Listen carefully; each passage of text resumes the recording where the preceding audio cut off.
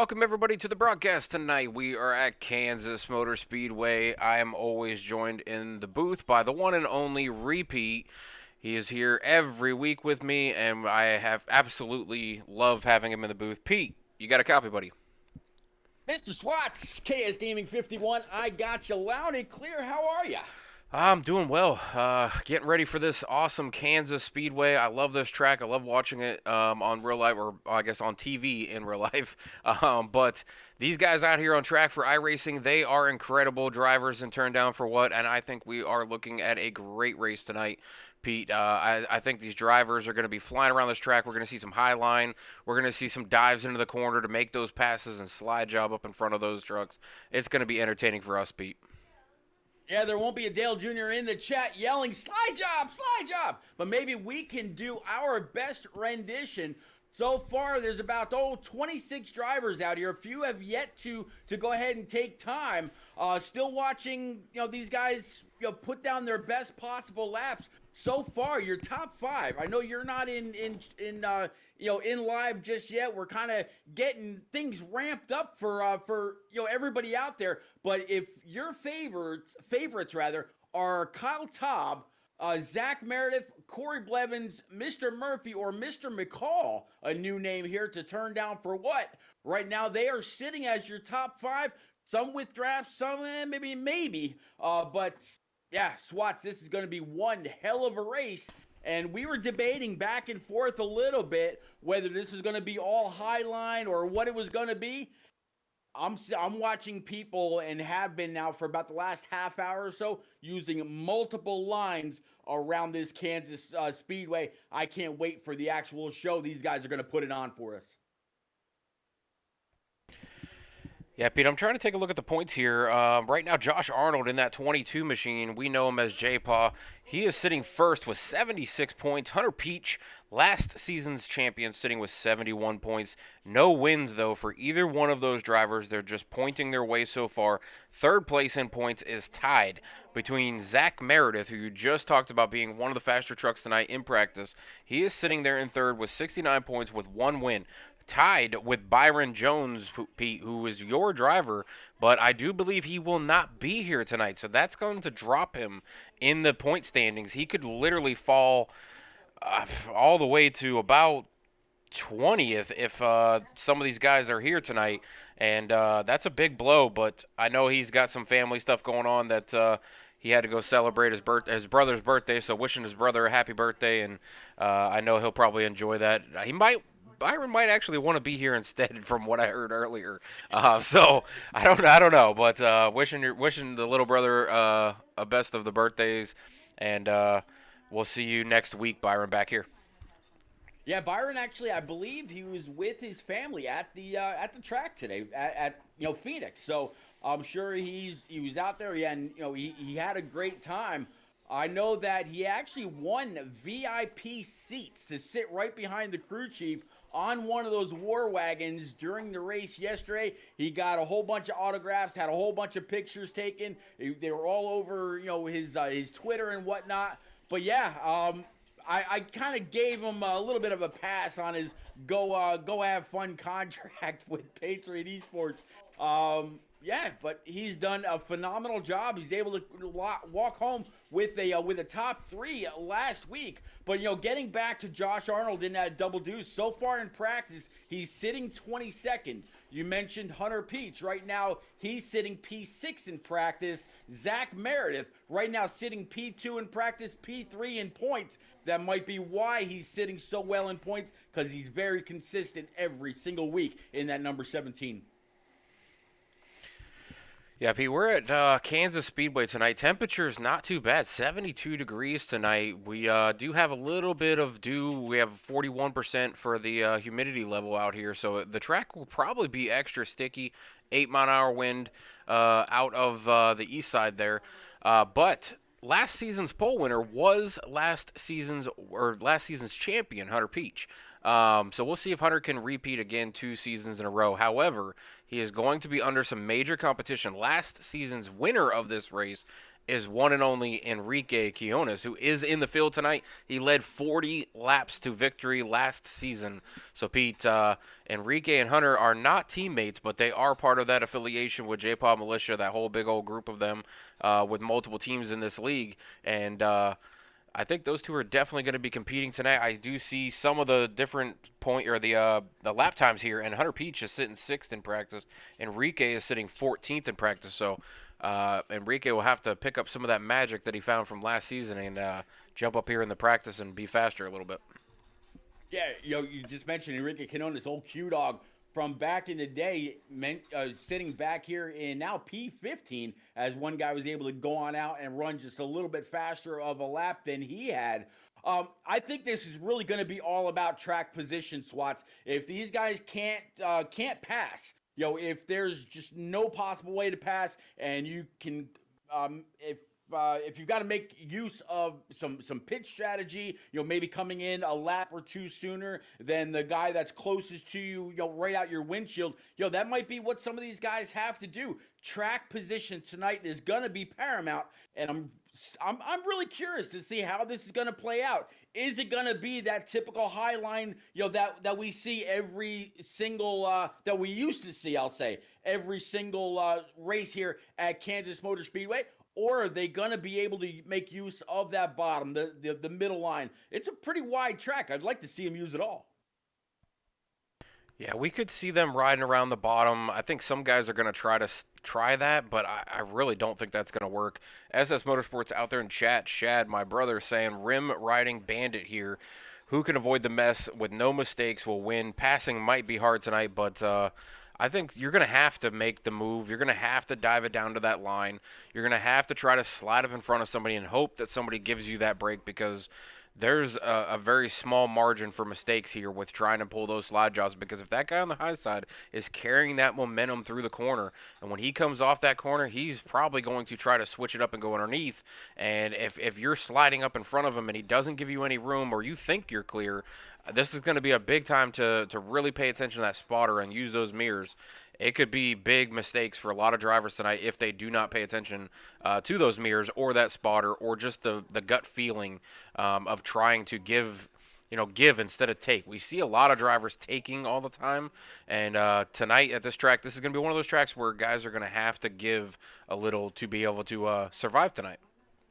Well, I'll tell you what, like you just mentioned, your brother out there saying he's the rim riding bandit. I'd be curious to see if he's having to actually tap the brake a little bit to set the nose before being able to get back on the gas to complete these pretty wide turns, or if he's just able to back out of the gas and get back in it again. Which way is fastest? I asked him just a little bit ago. I said, "Hey, are you wide open around here?" He says, "Pete, I can't tell you that. I can't.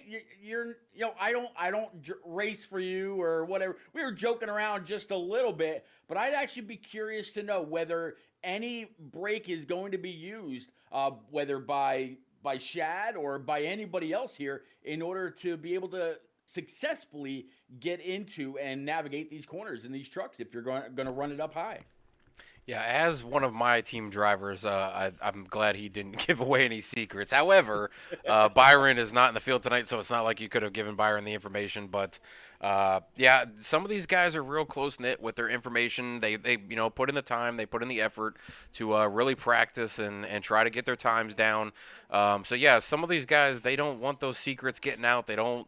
They want to come out here and get the wins. And for Shad, it's more trophy hunting than anything else. With his work schedule, he's just not able to show up to every single race. I think he's supposed to miss 4 races out of the 16 that we have for this season of season 2 of Turn Down for What Trucks. So I think he's probably holding it a little bit closer to the vest, trying to get those wins to just collect those trophies. But I don't know. We could have probably given away a little bit of secret there. No, I absolutely get it. And you know what? Even though he missed a few races in last season or the first season here in trucks, he still came home. What was it? I think P9, P12 or something like that in the overall season points. So I mean, he's a hell of a driver. He was a hell of a driver on the console side as well. I'm glad that he's able to come on out here and really try to get it done when he's capable. We've all got to work. We've all got families to look after and to keep up with and whatnot. He's got that baby girl. You got a baby boy. And man, family and life comes first. I've said it over and over and over. No matter where you are, that's what counts the most. Absolutely, but well, we are getting ready to go into the red, white, and blue, Pete. So let's give that giant salute as always. Each week, we always try to give that big salute to the red, white, and blue. All the military members out there, first responders, retirees, yourself included, Pete. Always thank you for your service.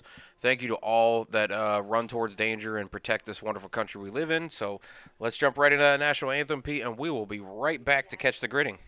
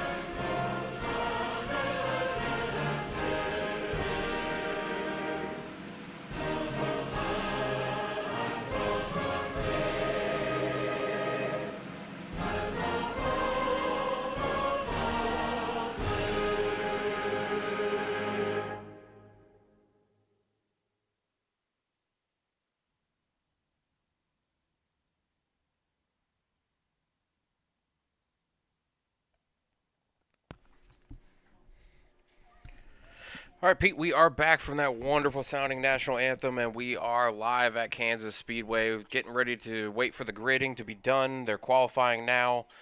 Should be a very entertaining race tonight, Pete. I'm waiting to see, who's going to make those moves. Who's going to be the one that dives it down to the corner to try to break that buildup of single car running on that high line. This is actually sorry, couple of different thoughts going through my head at the same time before I was ready to speak. Like my father always used to say, engage the brain before engaging the mouth. But I'm actually keeping an eye on your brother right now. He just came on by sitting P5. Pacey, Widget, Zach Meredith, Tardif, Millsap, and then your brother. And of course, there went old Mr. Murphy to grab the top spot with Leadenham right behind. But yeah, these guys absolutely getting it done. It'll be interesting to see who the fastest guys actually are here in qualifying when draft has absolutely nothing to do with it. Yeah, these guys are trying to really lay down those hot laps, and Shad just put that lap down at a 31.08, goes to the top. Nice. Pacey is sitting second, 2/100ths off. Chris Murphy tied with Pacey in third, and then Meredith comes in fourth right now, being 3/100ths off. Lehman, 5/100ths off. These guys are going to be real close in times.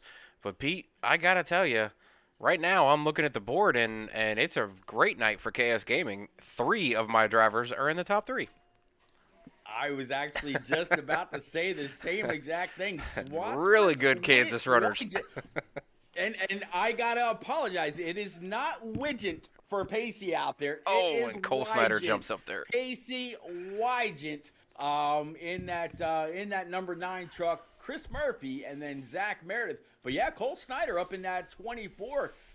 He's and Blevins goes up very, there. very strong. They're breaking up the KS Gaming pack. And we had it for a few seconds there. 1, 2, 3 for just a few seconds. But, yeah, Cole Snyder jumping. That's a winner from this season. That's our first race Daytona winner. So, good to see him back up. The Blevins hasn't really had some great turnouts this season, but he's usually really fast. He's one of the competitive guys to be up front. He's just had some really bad luck in these races. But Hunter Peach, champion from last season, up to 5th in qualifying. So, I mean, look at the times, Pete. You're 1/100th off, 1/100 off, 2/100 off, 2, 2, 3, 3, All the way 5, back to 7. I mean, 14. it's all within 1/10 of each other. Yeah, it looks just like last night in that ARCS race. We were talking about, the top 10, top 12, top 15, something like that, all within 1/10. I mean, now you look all the way back to P16. There's a lot of '08 on that board, and yeah, doing a phenomenal job. Yeah, these guys are Wow. wrapping it up. We got 20 so far. I think there's supposed to be, what, 24 in the field tonight. So, um, Rock NASCAR out there saying, let's go racing. Shad in the chat as well saying, I feel the need for speed. So apparently he's going to break out the other Tom Cruise old movie and go with Top Gun instead of Days of Thunder quotes tonight, Pete. That's all right. We can kick the tires and light the fire some other time. Um, in this one, might as well just say, "Give me fuel, give me fire, give me that which I desire." Just keep it moving. But Shad, buddy, I know you're out there listening. Hell of a lap. There's just a few people yet to complete their qualifying. I think JB Banner, Jose Ruiz, and a couple others, but. Man, that's a hell of a lap.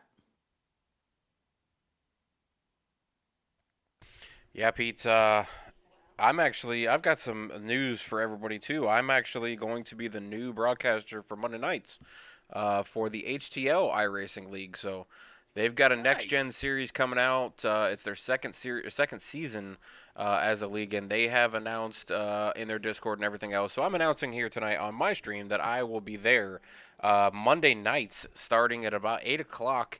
Is when I'll start pre-racing. I'm gonna pretty much rotate a lot of different newcomer commentators and things like that. I've got Zach Meredith's one of them that wants to come in. Papa said he might join me for a race or two. Byron said if he doesn't have a race or something, he might jump in there for a race or two. I mean, there's so many. Terry said he might come in. I know you're busy with which one's the new one that just starting for you? Is it SMB that's starting on Mondays for you? Yep, Shake and Bake, March 21st. Frozen Toes, Eliza Bethal's Cup Series will be broadcast over on my channel, Repeat 1975, both on Twitter and on, Twitch and YouTube. So man, congratulations. I'm glad that you were able to grab that spot. I know that you've been looking for some additional leagues or communities to broadcast on top of Turn Down for What, and also working with me on Saturday night. So congratulations, Swats. Yeah, it was kind of cool. You gave them my name, and they kind of reached out and just kind of worked it out. And wife gave the okay for it, and now I'll be doing here Turn Down for What, and still got you Pete on Saturdays and um, Yep. Mondays. But I'm going to give up my driver's seat permanently. The last two races of the Thunder Series here for Turn Down for What will be my last two races uh, as a driver. So full time back to the or going to the booth. No more Dell Jr. and coming out for one or two races or anything like that. Just a complete booth driver now. So that's where I'll be at. But Pete, we are all set and gridded up, and Shad Swatsworth gets the pole tonight in that one truck. He threw out the ghost car paint scheme that he created. He's got the one on the one pole spot. So Cole Snyder sitting second in that 24 Ford. That is a CDR driver. Right there with Pacey Wygen right there in third in what's going to be the 9 truck tonight, because his paint scheme's a little messed up with these Toyotas that they just refreshed and put out for iRacing. It's now the new Toyota Tundra 2022 scheme, so he's got to get some paint schemes readjusted or something like that, and he's got a goofy red and blue, which will stand out for us for sure with that neon green Absolutely. on the deck lid and everything. But 48 of Corey Blevins sitting fourth, Hunter Peach fifth, Chris Murphy sixth, Kyle Taub seventh, Zach Meredith eighth, Josh Arnold sitting ninth, and Nate Lehman sitting 10th, Pete.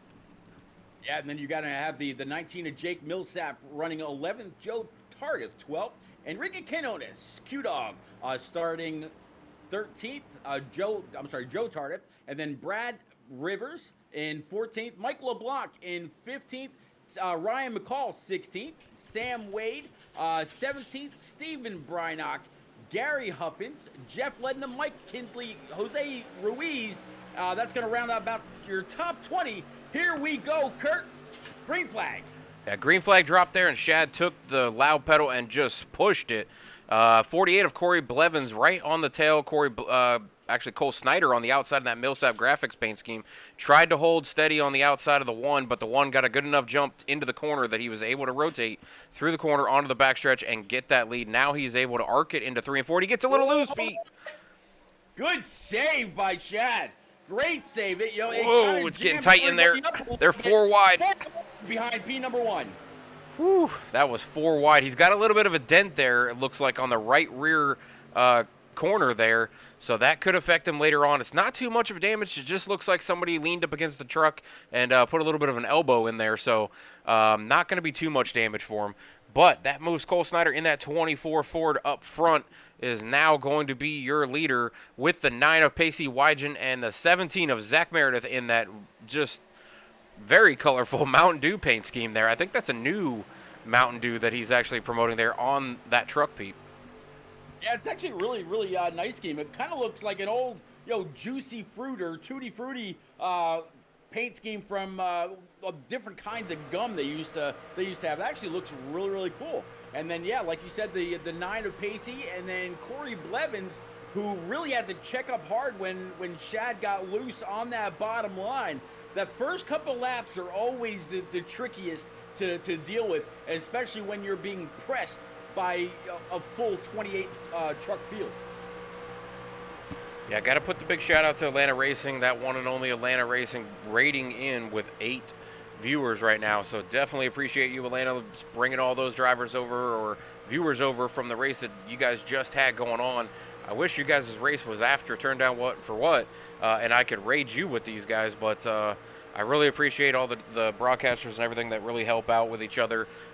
Pete, you being one of them, Frozen, Atlanta, Rick, Terry, Byron, Expert. There's so many that have all, just been there for each other when we all need people or viewers or help with coding. Atlanta's put out a video on YouTube that helps with doing the SDK. So there's a lot of different broadcasters out there that I would definitely throw a huge appreciation to, and Atlanta is one of them. Absolutely, Atlanta Racing. He rated last night with a pretty decent sized party while we were covering the ARCS race. And I was thinking about that earlier today. I actually sent him a DM on Twitter just saying, man, thank you. If it wasn't for that one community that one community competition that we all had through, I think it was Fast Family or something like that, I wouldn't have met Atlanta or Rick or Terry or a couple of those other guys. And we've all kind of moved on over. Terry, Atlanta, and Rick James, they've got about a year worth of confidence and understanding of SDK and the way that this all works. One day we're all going to be at the same level. And Kurt, look out, iRacing world, because we're coming after this broadcasting. Yeah, there's a lot of different broadcasters, you and I alike, that definitely lean on each other and help each other. So big family within the broadcast group, and definitely appreciative to all of you. But Pete, we are looking at some single file racing going up from the front. Cole Snyder, now your leader, 8 laps into this race, crossing for 120 laps tonight, Pete. Not going to be too long, though, with most of the green flag running that they should be able to do here at Kansas Speedway. And these guys that turned down for what are known for being pretty clean and having, 0, 1, maybe 2 at the very most for cautions. And most of the time they are right around 0 to 1. So it should run off and tick some of these laps off pretty quick tonight. Yeah, absolutely. I mean, last week I think they had 1 caution. Actually, no, I think last week was 0 cautions. The week before that might have been 1.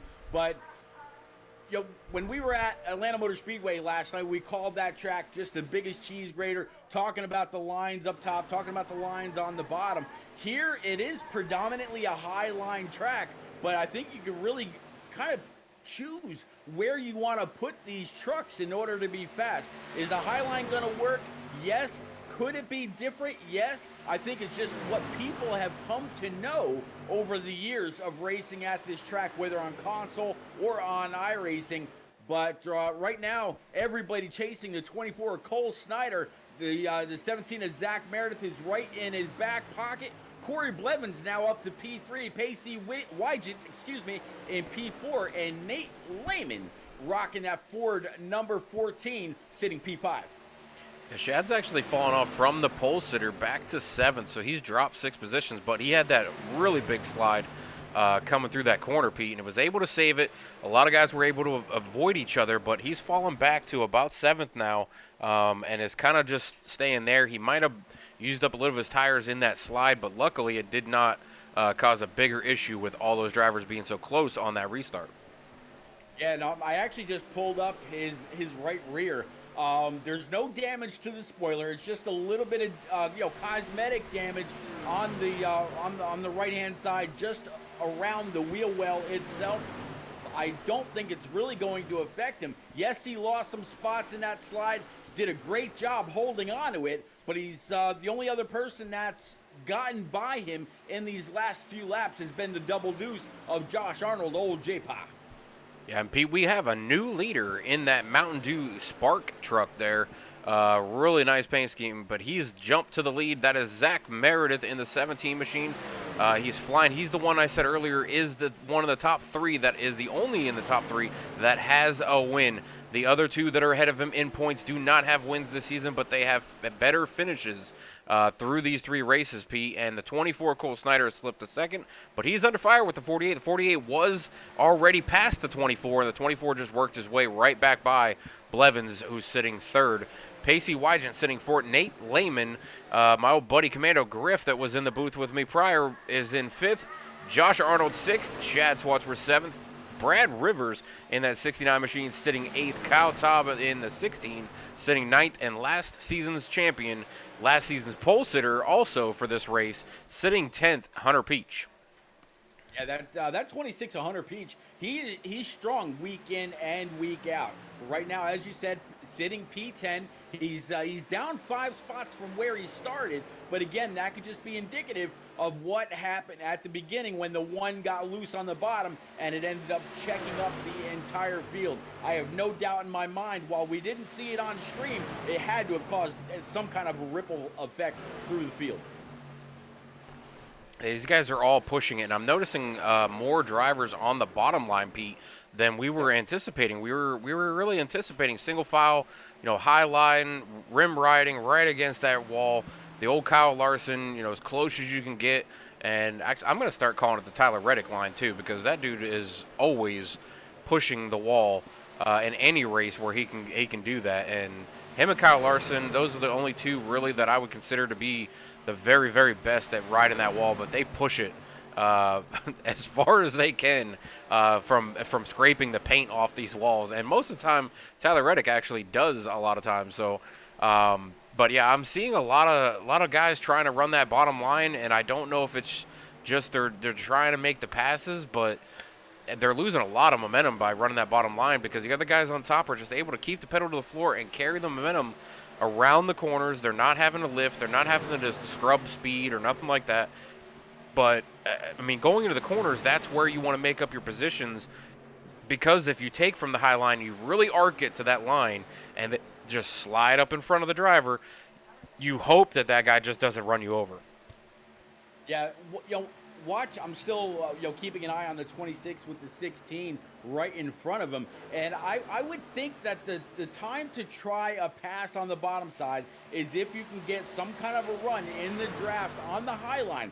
Basically, if the 26 followed the 16 all the way around and was just able to get a little bit of a pull going into one of these corners, maybe throw it on down, keeping the throttle, let it wash up, and try that slide job, much like you're seeing the 48 do right there.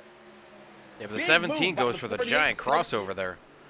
Yep, he's going to try to cross him over, going low. Let's see how this works. Oh, he's got to let off. Should be able to stay in the throttle. 17, he had to check up. He's going to be relegated to P2, but great battle between those 2. Yeah, that's going to allow the 48 to really kind of break away from the 17 there. You can tell how much momentum was lost there. All he had to do was barely let off the gas so that he didn't slide up into the 48 of Corey Blevins there. And, I mean, there's now a 3-car gap between Blevins and Meredith. So, I mean, that's a pretty significant amount of momentum lost on just a burp to stay off of the driver that's on the outside. Now Blevins can really go to work, try to hit his line every single time, and not allow that 17 to creep right back there with him. But Cole Snyder and Nate Lehman, who are two teammates, are trying to work together to catch these two that have been battling up front, Pete. Yeah, those two battling up front, and while they're doing that, Cole Snyder and Nate Lehman, they're sitting right there. While they're side by side right now, they've also got the one of Chad Swatsworth. He's been able to work his way back up to P number. Actually, he's fallen back one spot to P7, but Josh Arnold and the 69 of Brad Rivers, they're side by side. Everybody's starting to pull their way on back up. Kyle Taub right now in that number 16 is the lone truck between the top group and the group that's right behind him. Yeah, Pete, I'm noticing Cole Snyder just got by Zach Meredith, and I'm wondering if Zach Meredith kind of really, put some heat in his tires and maybe burned him up a little bit early on in the race trying to get up through the field. He's a driver that kind of, went up through. He's up 4 positions right now, so he started right there in the top 3, but, I mean, he's slipping back, and now it's allowing some of the guys that might have been sitting back there and conserving tire and not really going hard. I mean, even Shad's making up some ground. He's up to 5th now, and you just looked at him just a few minutes ago there, and he was sitting 7th. And Nate Lehman's starting to fall back. Zach Meredith's starting to fall back, and J-Paw, Shad, and Brad Rivers are all 3 coming. Brad Rivers is up 10 positions already in this race, Pete. Yeah, Brad Rivers up 10 spots. Josh Arnold, who you can see right there behind that 24, sitting in P number 4. He's up 6 spots. They are about the biggest movers, except for Mike Allen sitting right mid-pack. He's up 11 spots since the beginning of this race, as we're coming around to start lap 24 of 120 tonight here at Kansas. Yeah, Josh Arnold's all over the back end of Zach Meredith, with Shad Swatsworth trailing Josh Arnold, but the 69 Hooters machine there for Brad Rivers is now attempting to make the move on Shad Swatsworth as he's trying to carry the momentum and keep that draft with a 17 to 22. 22 makes the pass easily through the tri-oval, Pete. That wasn't even in a corner. He didn't have to dive it down, so I'm going to guess the 17's maybe worked his tires a little bit, and now he's just going to let guys kind of go by him and not really do that. I think Shad and Brad just had a little tiff there. I don't think Shad appreciated Brad sliding up in front of him there, so he let him know by giving him a little bit of a tap to that rear end that he was not clear, and Shad might have had to let off the gas a little bit because it allowed Nate Lehman to come back into this pack that's been battling out as well. Yeah, Nate Lehman now right behind this number 1 Gray Ghost machine for Shad Swatsworth. Shad now all over the back end of that 17. 14 behind him, 69 of Brad Rivers in P number 4. This really right now is a battle, but I tell you what, Corey Blevins has all but checked out. Yeah, Blevins is out about a little over a second over Cole Snyder in the 24 machine, but Josh Arnold is right around 2 seconds, so he's about a second off of Cole Snyder, and then it goes about 2/10 to Brad Rivers, another 2/10 to Meredith, another 2/10 to Shad, another 2/10 to Lehman. These guys are all really packed in there together from 2nd to about 7th. Yeah, we were talking about Hunter Peach a little bit ago, now sitting in P8, only down 3 spots now from where he originally started. He's got your brother in the windshield. I'm sorry, Nate Lehman in the windshield and Kyle Taub behind. But 26 starting to make some noise in that Napa. What has he got? Napa Chevy. Silverado. Yep. Yeah, I like Cal Taub's paint scheme tonight. He designs these himself, and he's got that like iron, or yeah, not iron, the steel plating that's through the middle half of his truck there with the yellow. It's got the Grim Reaper on the side. He's got some tombstones on the deck lid. He's got Monster Energy on there. So, I mean, I like this paint scheme. It stands out, and it's got just enough color. Like we were talking about last night, Pete. For me, less is a little more with not piling on and making it zigzags everywhere and lines everywhere and all that kind of stuff. I'm more like this kind of looks like to me if you threw blue in there instead of black, it would look like the Hardy's car from Days of Thunder is Yeah. what I'm looking at. Yeah, you're 100% right, and yeah, I gotta agree that diamond plating effect, both on the doors as he went up and tagged the outside wall, coming off of turn four, He going just got into rid the of the black trial on wall. there. Yep. He just put that diamond plating to use. Yeah, and I got Duct Tape Fan 06 out there saying, let's go, Jake. That's obviously one of Duct Tape Jake Millsap's family members. So we'll check in with Jake Millsap back here. He's currently sitting 13th, one spot down from his starting position of 12th. But he is sitting back here battling it out with Sam Wade in the 27 and Pacey Wygant, who has slipped a little bit of Pete. He's 7 positions back from the starting position he was in, sitting back in 11th now. So Pacey's having a little bit of trouble there. I don't know if he's just, had some issues with his tires or he's burnt them off or what's going on with him. Yeah, you see the 19, he's going to be able to complete the pass on the 27 of Sam Wade. Now got his eyes set on that number 9 for Pacey, and it really looks like Pacey is pretty committed to that to that high side. So he might just be saving his tires for the long run. We'll have to see, as it looks like a couple of trucks have started to come on down pit road. Brad Rivers, Meredith, Todd, McCall, and Wade all coming down for their first service under green flag. Yeah, so Pete, that was lap 31 that they were coming down. So that should be a little bit of a tell for us. 120 laps tonight. This should be a 4-stop race. They have 6 sets of tires tonight, Pete. So they do have those extra 2 just in case for cautions. I think the 6th one is the one they started on. So really they have 5 extras, I believe.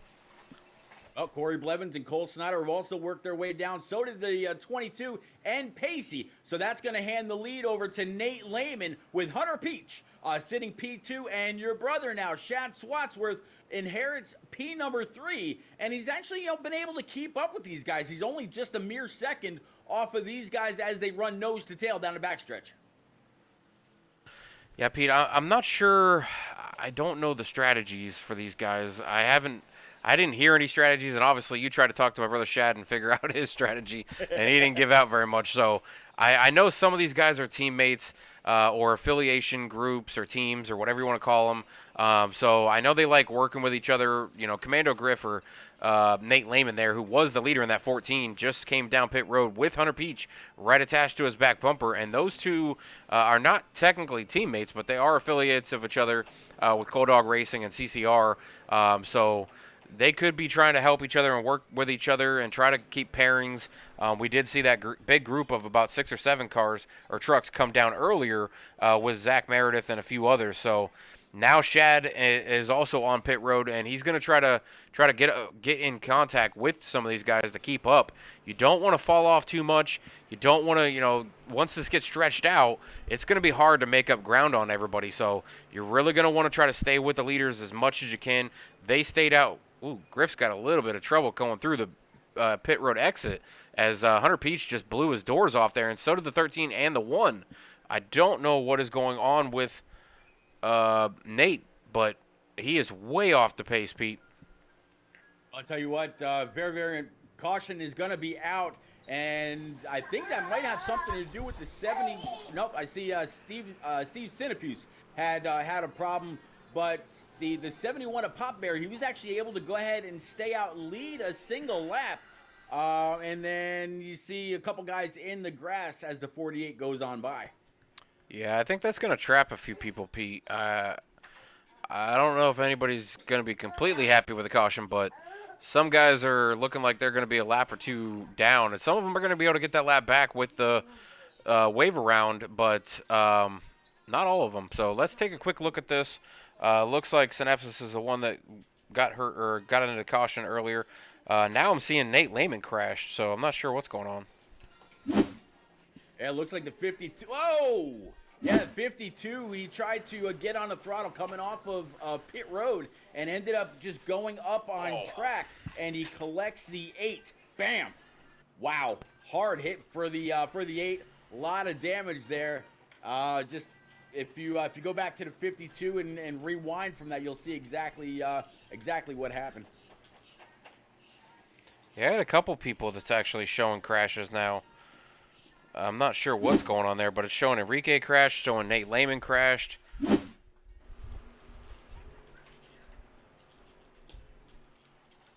Oh, yeah, he definitely got a little loose on the apron and slid right up the corner there. Let's go to these other ones. I'm not sure what's going on here. This was Nate Lehman. I believe he just parked it. Or he got marked as going really, really slow on the apron. But he's been like this ever since he came out of the pit road, Pete. So I don't know if maybe he just had a wheel malfunction or something. But, I mean, he's been turning. His pedals might have came undone there. But it just looks like he's not really able to put the pedal to the floor. It's just coasting. So unless he unchecked his fuel and he ran out of gas, Pete, that's the only other thing I could think of. Is he somehow oopsed and unchecked his fuel, and then when he left pit road, he was that close and ran out. That's I'm wondering now. But, yeah, going back, I'm seeing, let's see, Enrique Quiones crashed as well. Let's look to see what happened there. Yeah, it's also showing that Papa Bear's in the red too. Not 100% sure what happened to his Tiger Town number 71. I know that he had a little bit of an issue getting on to pit road, and then all of a sudden they're counting the crash as Enrique pushing his teammate Nate Lehman there. That's what they were counting as a crash for him. So no actual crash for Enrique. Mr. Consistent, staying consistent as always, helping out a teammate, pushing him to pit road. Not sure that's allowed, but they might have had to just tow it. But I think they're going to be pretty nice and let him at least push Nate Lehman, who's one of the more genuine drivers, and let him push his teammate to the pit road. He's going to be a lap down anyways, so I think that's what's happening there. Yeah, that's pretty nice of Enrique to give his buddy a hand and get on back around. I think you can do that now, but I don't think you can do that for like the final lap.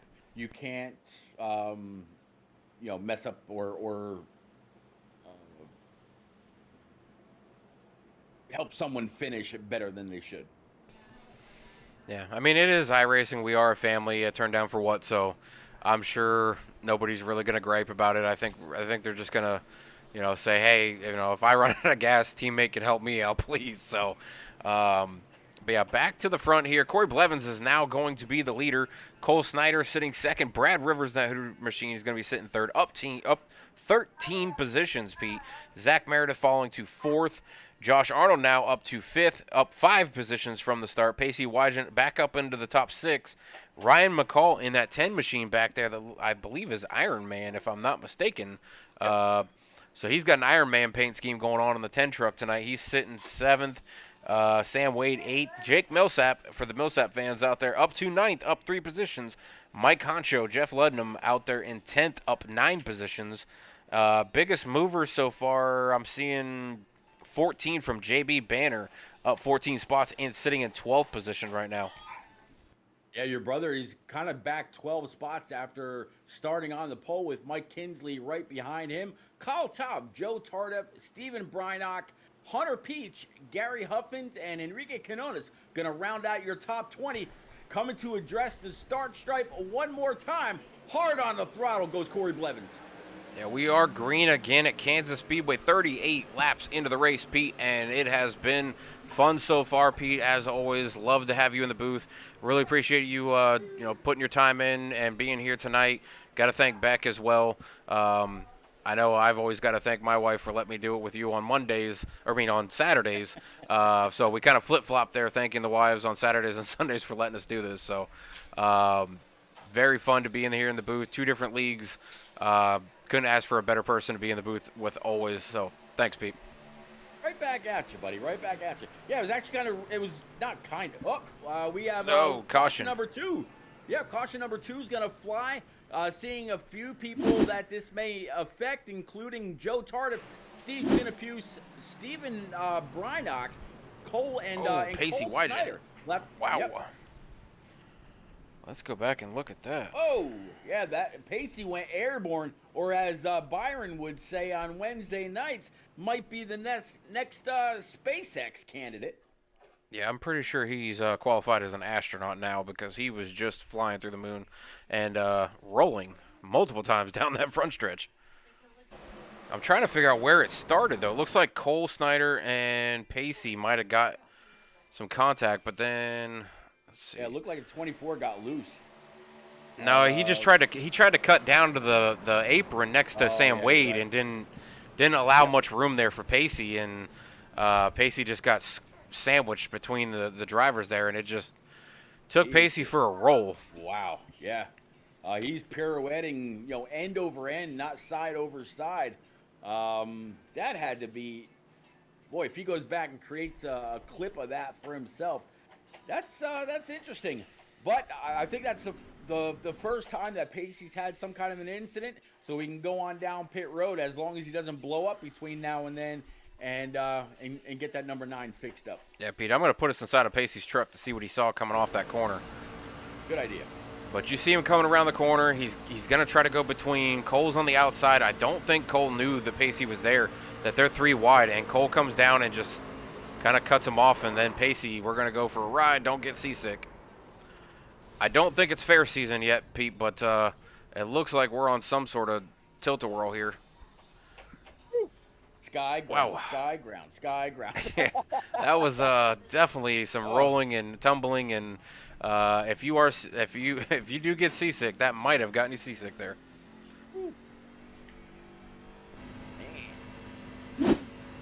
Before the race, Pacey was, hey, you're saying my name wrong now. I don't think he cares so much about that. No, I don't think he cares now. But yeah, back to our wives. Sarah for you, Beck for me. Yeah, Beck for me. Getting together and going out to lunch. Getting to spend some time with your family as we're trying to build on ours, going through this foster parent program. It's it's just getting better and better. We're both in our 40s. I think you guys are still in your teens, if I'm not mistaken. Teens. And I don't think so.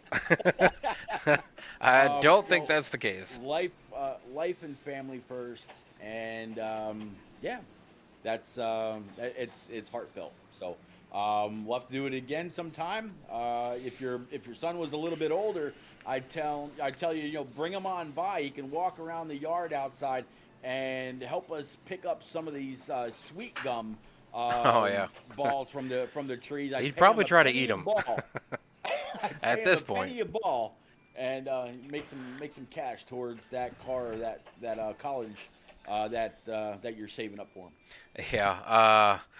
Yeah, we've talked about going to the zoo maybe this fall when he's a little older, and we can put him in the stroller and push him around and try to show him some of the animals and things like that. I'm kind of looking forward to maybe next spring being able to take him to some of these short tracks around the area, since Papa continuously is inviting us, and we just haven't been able to get out there. And I know you go to South Boston all the time, and there's a bunch of different tracks around here. Charlotte's around here, Darlington, Richmond, Martinsville. So when he gets a little older and we can do that kind of stuff, I'm definitely going to enjoy being able to take him to that stuff and different sporting events and all the kind of stuff dads and their sons do. And my wife's usually not good with watching sports on TV, but she does like going to the actual events. So we were actually supposed to go to a hockey game about a year or two ago, but COVID actually canceled it for us. And I'm a Penguins fan; she's a Canes fan. So that's what we were going to do, is go watch a Penguins-Canes game. But unfortunately, that game got canceled. So. Well, think about it this way. You want to fast forward a bunch of years. All right. Right now, you're a Kyle Busch fan. Your son, by the time he's old enough and he's paying attention, he might be a Brexton Busch fan. So I have to wait and see. I don't know if Kyle and Brexton will ever get on the track together. But if they do, I hope you and your son are able to go to the race together and have a great time. But yeah, like you said, we've got Martinsville, Richmond, Charlotte, Darlington. Even Atlanta, Bristol. Not all that far. Yeah. Yep, Atlanta's only 7 hours. So There are a ton of tracks around here, not to mention all the short tracks. There's Orange County, there's Wake County, there's South Boston, all within an hour's time. Caraway, Hickory, and a couple others a little bit further. But man, we're in the Carolinas. There's if you're a race fan, there's tracks everywhere. Yeah, I think Kyle's going to have to probably maybe drive like Morgan Shepherd did and drive when he's about 60 or 70 to be on track with Brexton. But, Pete, we are going to go green again. Josh Arnold sitting the outside of Corey Blevins from the front row. Shad Swatsworth with Brad Rivers making up second row. Brad Rivers and Shad both trying to stay right on the back bumper of those front row drivers, Corey Blevins and Josh Arnold. Going into turn one, Blevins and Rivers got the better push, and they both clear second place. Josh Arnold. Shad's now underneath Josh Arnold in that 22 machine. Yeah, Shad gave your brother. I'm sorry. Shad gave the 22 a big old shove off the green flag and was able to really get him up and get him going. But now he's underneath the 22, looking to try to get underneath the 48. We've got a brand new leader, Brad Rivers, in that 69 Hooters machine. He's going to go ahead and take the point here going into turns 1 and 2. But out there in chat, God Power, Pacey Wygant saying, see y'all next week. Shake my head. I can't catch some luck. So very, very unfortunate for God Power. Pacey, we definitely we saw all that. Hopefully next week is better. And then how about this? Old Yotes King, we were talking about Byron Jones a little bit earlier, saying, what's up, Swats and Pete? After he drops 51 bits for that KS Gaming 51, your truck number in multiple series. Yeah, I appreciate it, Byron. I wish you were here tonight, but I know you forgot your little brother's birthday, so you had to jump out real quick and go celebrate your little brother's birthday. Yeah, I'm just messing with you. I know you said it earlier, but you did say you got some merch for him while you were at the Phoenix Raceway this weekend, so I'm sure he appreciates that, but glad to have you here in the chat as always. So, yeah, but back to the racing, Pete. We have that new leader, the 69 of Brad Rivers, but Corey Blevins and Josh Arnold are working hard on the outside. 42 is a new driver for tonight. First race of the season. Joe Tardif making his return to turn down for what? Sitting fourth. Hunter Peach up to fifth. Shad just dropped like a rock and slid back to sixth place, Pete. Yeah, I was actually watching Shad as he's coming up on the high line, actually got some made some contact with the wall. Not quite sure if he lost the nose due to some traffic or what exactly happened. Earlier when he made some contact after making a great save on the bottom, he had a little bit of an issue on the right rear, which really didn't cause any kind of a problem. Now with this most recent contact, you can actually see that the right side of his hood is buckled up just a little bit more damage than earlier to this National Guard Gray Ghost paint scheme for Shad Swatsworth. Yeah, these guys, looking at the pit stop strategy, Pete, I think these guys are probably going to go right around 31 again, but it's looking like Joe Tardif, he's actually got a little less in the tank for some reason, so I'm not sure if maybe he didn't pit that last time or something's up, because he's showing 29. But the rest of them are right at 31. So, but we'll see here. I think we'll be able to go another 15 laps maybe before they'll need another pit stop here. That'll put us about 65, a little over halfway. It should put us within maybe one. Oh, we got another caution, Pete. Yeah, caution's out, and so far not 100% sure where this is going to lie. But definitely an issue somewhere, and iRacing dropped the yellow. I think it had something to do with Ryan McCall going off track, so I'm going to jump to Ryan and see if we can actually see if this was the issue or not. Oh, yeah, that's the issue. So, going backwards a little bit here, it looks like Ryan maybe gets into the wall as they come through the tri-oval, and it kind of clogged.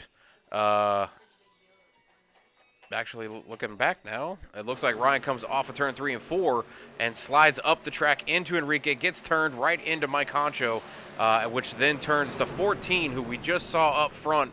Nate Lehman now has some damage to the right front of his truck. Going to be some other drivers mixed in here.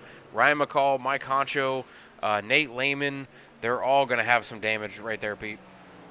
Yeah, well, I mean, when the 10 was on the bottom, it looks like he was able to stay underneath the Cold Dog Racing truck for Enrique, 3 wide, and yeah, the 10 just got sent up to that outside wall. As you said, he collected Lehman as a few others. Looks like Popberry in that 71 Tiger Town machine, he was able to skate on by, but very unfortunate. And as you can see now, several people, some choosing to stay out, some choosing to come in. They haven't been out there on this set of tires all that long.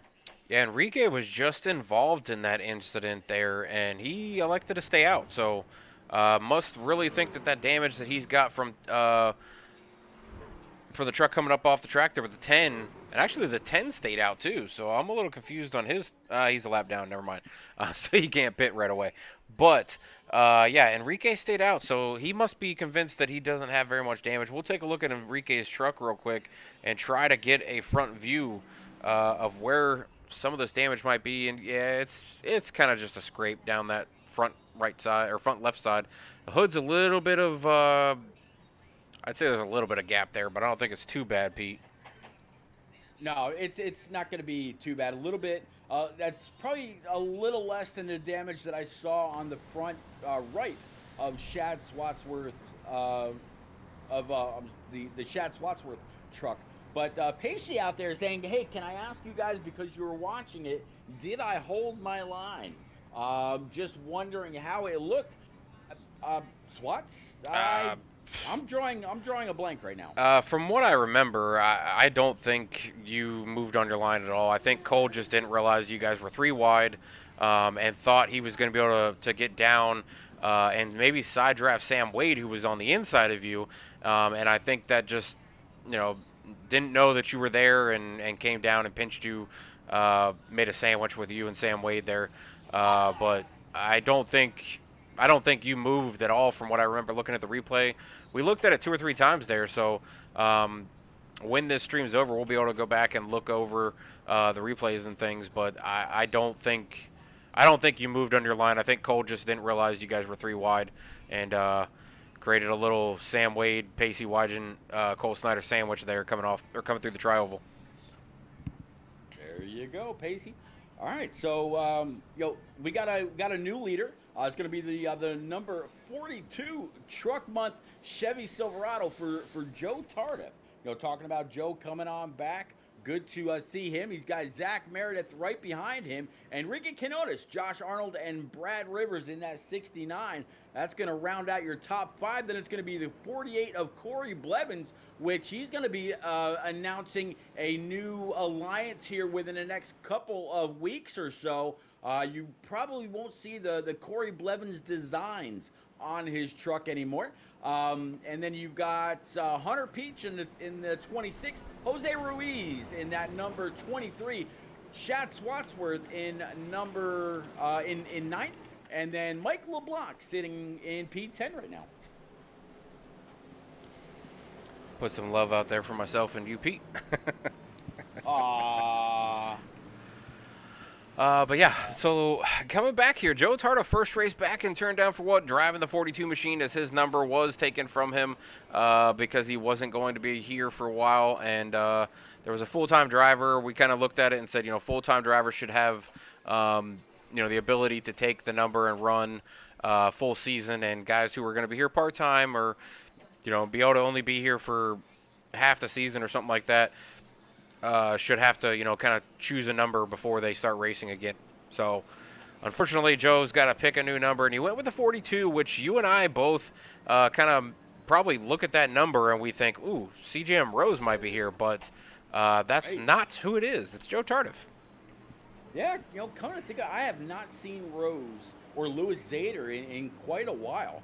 I hope, hashtag Young Gun is out there somewhere and doing well. If anybody listening talks to Rose anytime soon, definitely tell him that I hope he's all right. Here we go, one more time. Swats 42 first on the loud pedal. Hunter and Zach Meredith, Enrique Quinones, Josh Arnold, Brad Rivers, and Corey Blevins. One more time. They are side by side behind the 42. Who's going to come out on top? It might be the guy getting up to the top line first. Looks like the 42 is going to go ahead and slide on up leaving Enrique and the 69 on the bottom. The last time we saw the 17 up here, he was able to get the lead, but then had some issues with his tires late in the run to where he fell back to about 4th or 5th. So he's back up here in the front now. Josh Arnold coming through the middle, 3 wide, going through the tri-oval. 69 of Brad Rivers still up here. Enrique with that little bit of damage on the front left. It doesn't seem to be hindering Pete, and he's making the dive down. He's sliding up the track. J-Paw coming through the middle. And J-Paw stayed hard on a throttle. Takes the lead. A little bit of help from the 69, able to come on up, trying to clear the 42. Not just yet. Now he is. Here's that slide job. Yeah, Pete, that was a full strength move right there. That was, I'm taking the lead. I'm going to the front. My name is Josh Arnold, and I am here to run as the leader, and he just took it, Pete. I got to give it an HD Motorsports power move to the front. Go, Josh Arnold.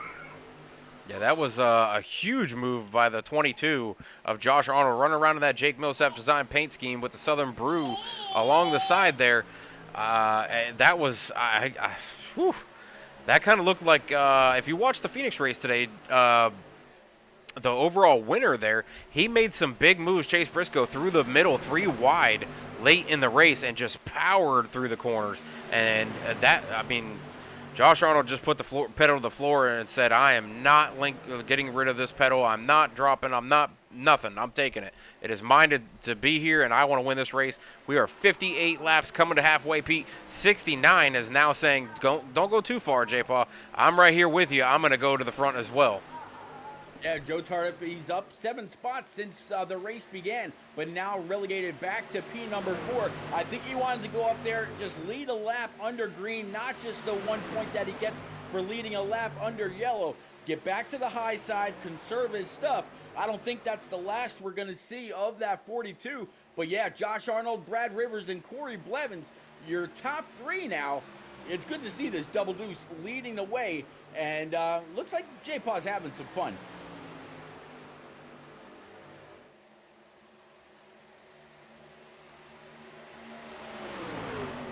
Just saw highly damaged number 51 up top that gave way to the leaders. They're side by side behind this double deuce. 48 down low. Again, that's going to be Blevins with Brad Rivers kind of pinching him down in that 69 Hooters machine. Here comes the 26 of Hunter Peach with Joe Tardif pretty close in tow. Hunter says, you know what, you guys go ahead and battle it out. That's just going to go ahead and let me get up there sooner than later. And behind him, a whole slew of cars looking back at that Hornet's nest, Swats. Yeah, Pete, I was looking at the 51 there, and I was like, oh, God, I hope he stays high. And then I saw Brad try to make a move on the outside, and I was like, oh, Brad, don't run the back of the 51. But he was able to stay down there, and now he's underneath J-Paw trying to make the move, but J-Paw is carrying the momentum on the middle lane instead of running on that very, very high lane. He's staying in the middle, which is allowing him to cut the corners, but it's also allowing him to carry more momentum than Brad, which Brad had not been able to clear, but now he does, and J-Paw gets right behind him, gets a little bit of draft, carries it through the corner, and is going to try to go side by side into 1 and 2. Yeah, but J-Paw, he's going to have that outside momentum. Corey Blevins still sitting there in P number 3. For P number 1, they continue to stay side by side. Will the 69 move up and try a little bit of a side draft? We'll have to see. Again, side by side in the 3 and 4, J-Paw down low, keeping him pinched down just a bit, but with about a half a truck length side by side coming up through the tri-oval. That lap would have belonged to the 22. Yeah, I think Blevins is sitting here just trying to figure out if, you know, should I make it 3 wide or should I let these two battle it out and maybe burn their stuff off? I see him kind of running a little bit higher than these other two, to where he's just going to say, you know what, you two burn your tires off. I'm going to sit here and watch you, and I'm going to save a little bit of tire. And when you two burn them off enough, I'm going to come flying by on the side and take the lead from both of you. You know what? These guys up front, the 22 and the 69, they might be thinking, we're just having a great time. Great side-by-side battle. The 69's been able to stay right with the 22, even though he's had that momentum. But what's really keeping, either from taking the lead, as I say that, the 22 went on up and took the lead, trying to shake the draft from the 69, so he might be able to gain a little bit of an advantage. But one more time, Brad Rivers dropping to the bottom. You see the 48's not going to have anything for him. 69 of Brad Rivers comes on back up, back to a three truck length or 3 truck line. Yeah, Pete, I'm looking at these three here. I'm going to try to go through the field here. I'm going to put some details on just to show off a little bit of the drivers through the entire running. So you got Josh Arnold here, hails from McGee, Mississippi, driving that 22 machine. It's a Ford, and we know he's a big 22 fan. I don't know why, but he's a big Joey Logano fan. So big Pennzoil fan. I know he loves Joey Logano. So I don't think I've ever seen Josh run a different number than the 22. So going to the 48, Corey Blevins.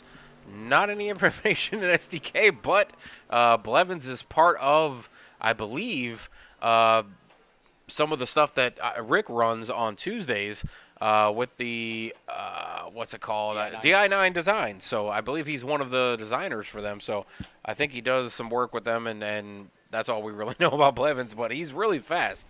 So we see him in the Thunder Series, see him in the Xfinity Series. He's usually a guy that's right up here in the front. Brad Rivers driving that 69 Hooters machine. And my mouse just quit. There we go. So, yeah, Brad Rivers driving the 69 machine. No information as well. Known Brad for a few years now. Played MLB with him, NASCAR Heat, several different things. Usually a very good driver. Does have that a little bit aggressive nature, but it most time works from Blevins up in the wall, though, Pete. That's going to drop him through the field as we look through to see how far he slips. Hunter Peach back here in fourth, not close enough to capitalize on Corey Blevins going into the wall, but he is creeping closer to the 48. Last year's champion. Yeah, the 26 he's going to be able to make easy work. That's just how much that really stalled out that 48. And I'm going to take a look at his right-hand side as soon as I can get all this to work for me. Take a look at his right front. Yeah, for the most part, it looks like it's all right up and over the wheel well, but he's got some damage just behind the wheel well, going back to the number 8 on his door. So not too bad, but the hood is buckled up a little bit as well. And going back through the rest of the field here, Michael LeBlanc, driver of the 13 Ford Citgo machine. Don't really have any information on him. Some of these guys need to go in and get me some information, so I got something to talk about from him. Shad Swanson, obviously my brother, driving the National Guard Ghost Dale Senior paint scheme that he made himself in memory of Dale Senior. Looks like he's going to be one of the first to come down pit road, Pete. Hailing from Clearfield, PA, driving that Chevy with a quote saying, "I just want to go fast." So Talladega Nights, obviously one of his favorite movies there. Going through the rest of the field here real quick, Jake Millsap. Millsap fans out there running. Oh, Shad was on pit road too, so that's not going to trap him. Nope, it won't. That's going to help him hugely being that first car. The only thing is, I think he might have to roll through. I don't know how that will work. If he was already in his pit stop, or in his pit, it's going to be interesting to see how this plays out, because I think he's got to, as long as he beats the pace truck back, he should be all right. But it depends on how far in advance the pace truck pulled out.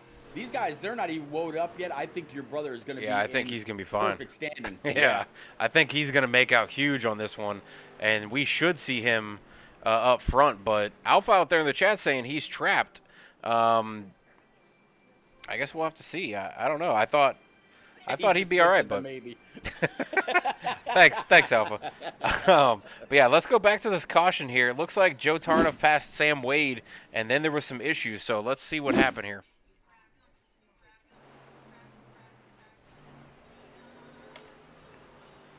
Oh, so I guess it didn't have anything to do with Joe Tarnoff. It just had Sam Wade. Not sure if that was a loose-ish. Oh no, he got turned. I think. The 16 hooked him. Yeah, and I think I know Papa gave a warning or a notice, but this one may be looked at after the race. Just putting my admin hat on and not my broadcaster hat. I know that there was some issues that happened Friday night in another league race that these two were part of the arguing back and forth that were part of the big issue that happened with the crash. So is this a turnover from a different league race? I would hope it isn't, but it seems a little ironic that it's these two again, 2 days after a pretty big blow-up apparently in another league race. So I think we'll have to go look at this one and maybe hear from each driver about what happened. But that, I don't know, Pete. If we go back and look at this again, I think just the way it looks like it happened, it looks like the 16 might have just ran into the back of him to turn him. I actually just went back. If you go into cockpit of the 16, I He hits him once and then he drives through him. So that's what yeah. the first You might hit really doesn't have to look watch too that. bad. Yeah, I don't know if I'd be 100% on board with intentional. I think it was just different real estate on the track as the 16 and 27 made contact. The 27 was just up a little bit, or down just a little bit. I don't know Lower. about that one, Pete. Yeah, that's rough. You might be That is giving him rough. a little bit more leeway on that one. Yeah, yeah. Looking That's at rough. the rear or the far chase on it, I mean, you can see he's right on the back bumper of Sam. And I mean, he drives it into the corner right flush with the back bumper, and you can tell he hits him a little bit, and it gets him a little sideways, and then he doesn't let up. He just turns him. So that might be needing an explanation after the race, but we'll see. We'll see what the admins determine on that one after the race. But could it be just an incident or an accident? It's possible. But, you know, some of these guys, Pete, you get them in another league race and then you bring them in the next, a day and a half after the big issue. And some guys carry it over. So we'll see if that actually was a carryover from another league race or if that was just a very simple incident. I think one of them is probably going to see it one way, and the other one's probably going to see it a different way. So Well, we'll definitely have to wait and see how this all Alpha, stacks up. Alpha out there saying, shake my head, 16, not making any friends on track.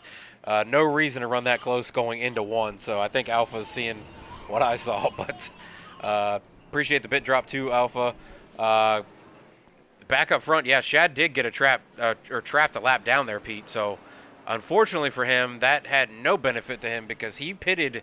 I think he was sixth when he pitted, and he dropped back to about 16th, and then the caution came out. So he should have rolled through pit stops or his pit lane there and just went through. But I think most of us think console days whenever you're on pit road, as long as you pass the line and you're on pit road before that caution came out, take your stop and go, get out of there. But unfortunately, iRacing does not see it that way. So. Yeah, probably should have rolled through pit road and just came back around and pitted. He'd have probably still been right there, but he'd already fallen back to about 13th, 15th anyways, so he's not losing too much. He's coming out 17th, Pete. I guess I should have completed the sentence and gone with my first gut instinct, and that was if if Shad was listening to keep on rolling and not go a lap down. But again, Alpha out there in chat is saying it depends on where the leader was. He could have been passed already. There's really no way of knowing. We'd have to go back and watch. But how about this? Old Josh Arnold and Hunter Peach now. They're going to make up our top two. Brad Rivers, Jake Millsap, Mike LeBlanc going to round out the top five. A little bit more. Whoa, Josh Contact Arnold between the loose. leaders. Yep. And Pete, these two were the ones that battled it out for the championship last season in trucks. Both Hunter Peach and Josh Arnold getting really close to each other there, making contact, and now Josh Arnold has a pretty good scrape down the side of his 22 machine. Hunter Peach has a pretty good scrape down the 26 machine. So I think these two maybe just were trying to get as close as they could. I don't know if there was maybe some side drafting or something, but now we've got a caution. Big wreck in the back coming right out of turn 4, Pete. Yeah, I saw the 19 of Millsap really check up for the double deuce, and I didn't see anything after that. But it looks like this is going to have something to do with Jake Millsap and Mike Kinsley, as well as maybe a little bit with Gary Huffins and Nate Lehman. Yeah, I think Enrique is in this too. We're going to go back and take a look at this. I'm pretty sure. Take a look real slow-mo. I think the 12. Nope, it's even ahead of him. So it's the 19, actually, Jake Millsap. So let's go to Millsap real quick and see if we can get a better view of what happened here.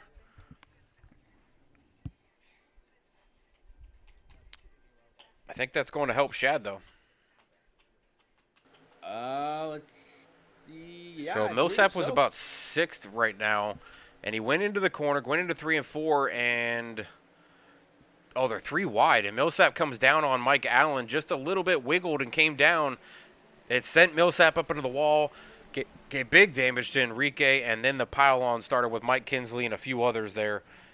So, yeah, just 3 wide going into turn 3 and 4. First lap back from green, probably not the best idea, and just kind of wadded it up there in 3 and 4. I'd be curious to take a look at the chase camera on that and see if they might have had a little bit of net code. They definitely got close. I was kind of curious if maybe iRacing played a hand in this caution. Um, yeah, I'm pretty sure it did, but it looked like Millsap tried to come down just a little bit, and Netcode might have kicked the rear end out when he came down on top of Mike Allen there. Little bit of a blink there All right, so for the 19. 19 goes into the corner, starts to come down. Yeah, the back end, it just kicks the rear end out. So Yeah. I mean, he technically didn't get that close to be able to hit, but unfortunately, netcode. I mean, everybody's got to be aware. Some nights it's an inch from the truck and contact, and then other nights we've seen maybe 3 to 4 feet apart from trucks, and they get a little netcode and just pops the trucks out and go for a ride. But I don't know exactly who still has their fast repair, so this is going to be interesting to see who still does and who doesn't. There was a lot of trucks in that one. Yeah, there were at least 4 or 5 trucks right off the bat. But I still got to give credit to that double deuce of Josh Arnold for being able to save it. Getting forced back up track after a little bit of contact with the 26. But that's going to leave Brad Rivers now as as your control truck with the 13 of Mike LeBlanc. And how about Jose Ruiz in that number 23, up 18 spots to round out your top 3? Zach Meredith and Corey Blevins bringing up your top 5. Yeah, P, if you look at the top 6 right now, we got 4 drivers in there that did not start in the top 15. Brad Rivers up 15 spots, started 16th. LeBlanc up 16 spots, started 17th. Ruiz started 19th. Nope, sorry, 21st, and he's up 18 positions. Allen's up 21 positions, up to 6th. So big movers from the back. Brad Rivers, obviously, we're used to seeing him up here. Mike LeBlanc, Jose Ruiz, we're used to him being a late charger. He just all of a sudden like switches a gear and just says, all right, I'm going to the front, and he just appears up here, and we haven't seen him all night, and all of a sudden he's there. So he's up here in 3rd, running around that K&N 23 machine. Looks pretty nice, though. Yeah, that's a really, really nice truck. He's been running a Jeff Gordon, I guess you can call it a tribute car, Rainbow Warrior car.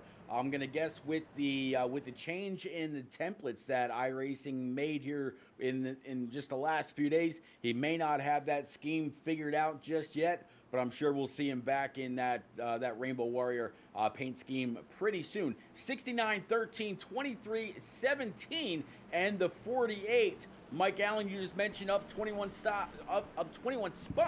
P6, Cole Snyder in 7th, Joe Tardif in 8th, Jeff Ledden, Mike Honcho in 9th, and your brother Shad Swatsworth rounding out the top 10 in that Gray Ghost paint scheme. He just finished that before this race kicked off. Great job to him. But 69's, again, your control truck first on a loud pedal. He'll have a mirror full of Jose Ruiz. Here we go, green flag. I just saw Alpha put out there that teammates up front in that front row. Brad Rivers and Michael LeBlanc are teammates, so that's pretty cool to see. Jose Ruiz sitting there 3rd, Corey Blevins in 5th, and Zach Meredith in 4th there. He's been riding right around the top 5 all night. So be aware of that 17 machine towards the end of this race. He gets a little close to the 48 there, but tucks in right behind him. They both go to the inside of that 13 machine. Now they're going to try to follow Jose Ruiz, who's trying to get as close as he can to Brad Rivers to make that dive and slide job through the corners.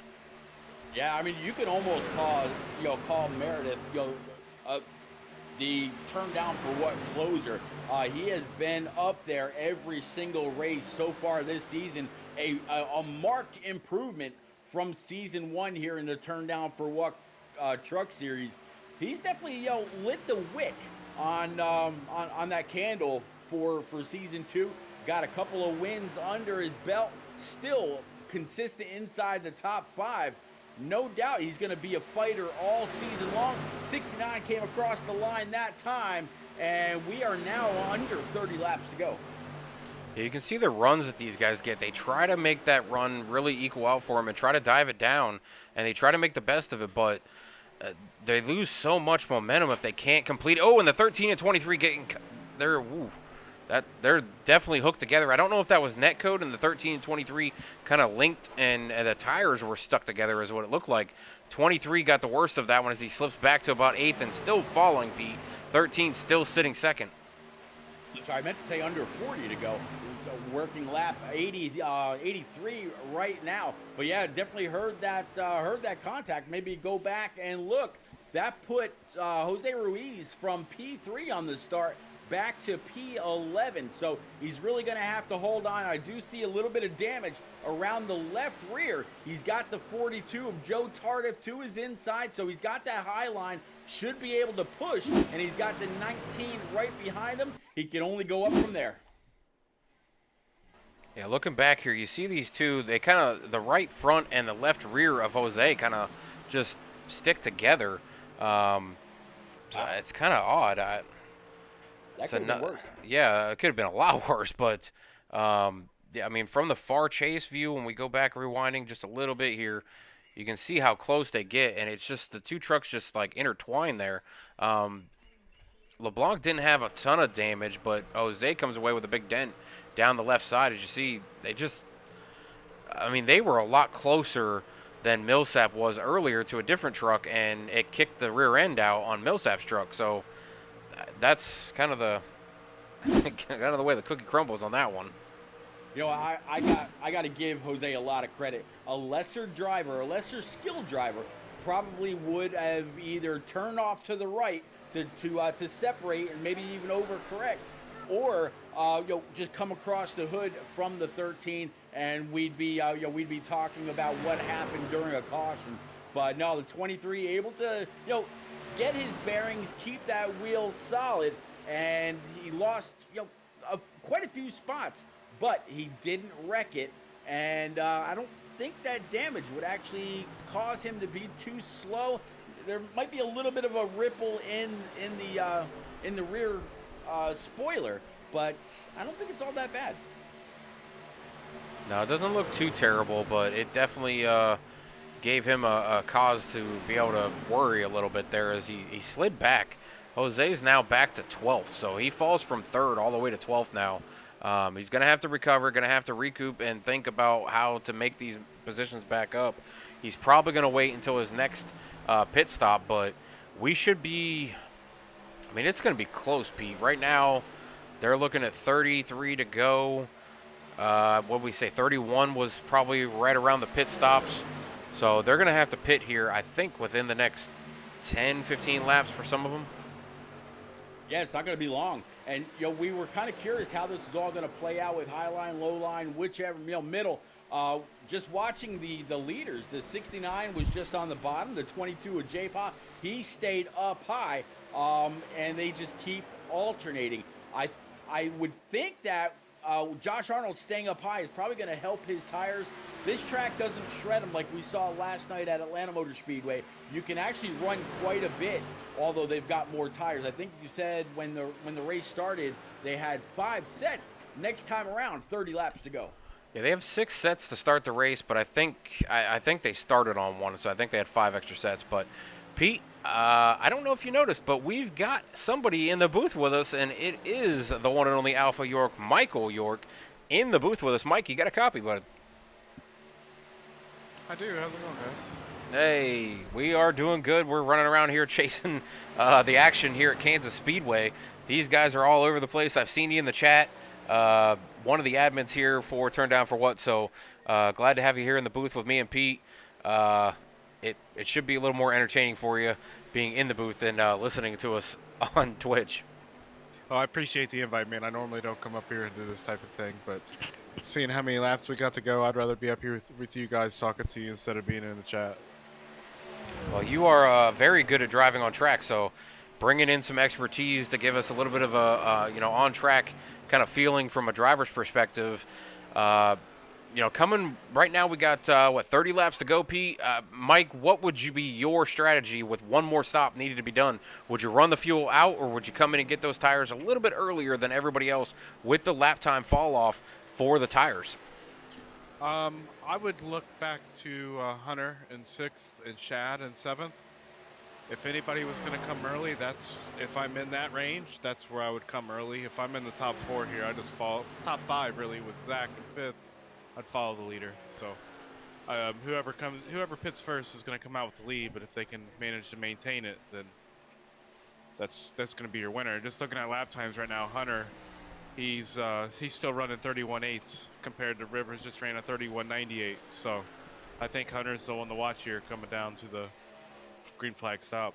Yeah, Hunter and Shad are usually pretty good at conserving tire and waiting till after some of these guys started pitting. Earlier on, we saw those two stay out a little longer, and it kind of hurt them in the end with guys pitting early. And then we saw Shad just recently, Pete, try to undercut everybody and came down pit road, and a caution came out. And apparently he was unaware that if you pitted while the caution was out and you did not beat that pace truck out, you got the EOL penalty. So, or the lap down. So that was his issue. He's back, though, up in the top 7 now.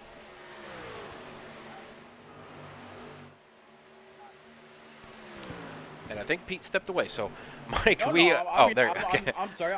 I thought you were still talking to Mike York, but Mike, I got to tell you right now, Brad Rivers in his 69 Hoosier machine absolutely doing a great job. He's got a second plus back to Josh Arnold, old J-Paw, in that double deuce. Brad Rivers, Mike LeBlanc, and Ryan McCall all make up Aon Motorsports. What is Aon, since it's a brand new team? Where'd the name come from, and how did you choose your teammates? It's actually Ions Motorsports. Okay. It's a little deceiving, and the great Jeff No actually came up with our team name. The AE is the emphasis, and that goes back to when me and Stan co-owned American Ethanol. So you let a math teacher put some spelling in your team name for you. It's a mixture of spelling and science. Gotcha. So, yeah, there's a lot of moving parts within that. Me and Rivers, man, we go back to the NASCAR Heat days. I consider him a good friend of mine, and same thing with Michael LeBlanc, which is the Hammer Man from Xbox. So. Okay. And what about Ryan McCall? Somewhat of a new guy in the turn down for what series? How did he come about? He was McWinning on Xbox. And, I did not know that. I saw the name pop in the Discord, and I saw him saying looking for a team, and I didn't even know that was McWinning. So that's awesome that more and more console guys are coming over. I wish I would have paid attention to the names before we changed them to our real names to know who some of these drivers were and to know maybe some of the skill sets that they had over on NASCAR Heat. Even though, it doesn't all transfer over here to iRacing, but, the base level of skills definitely transfers with some of these guys, as we've seen some of the bigger drivers over on the console side from the Pro Heat League transfer over here, and they may not get it within the first couple races, but eventually those guys, they put in the time and the work, and they've got the gear as far as Fanatec's best, wheels and pedals and rigs and everything else. And another fellow turned down for what driver and series owner that you guys were part of there, or I don't know if it's part of you guys or you're part of it.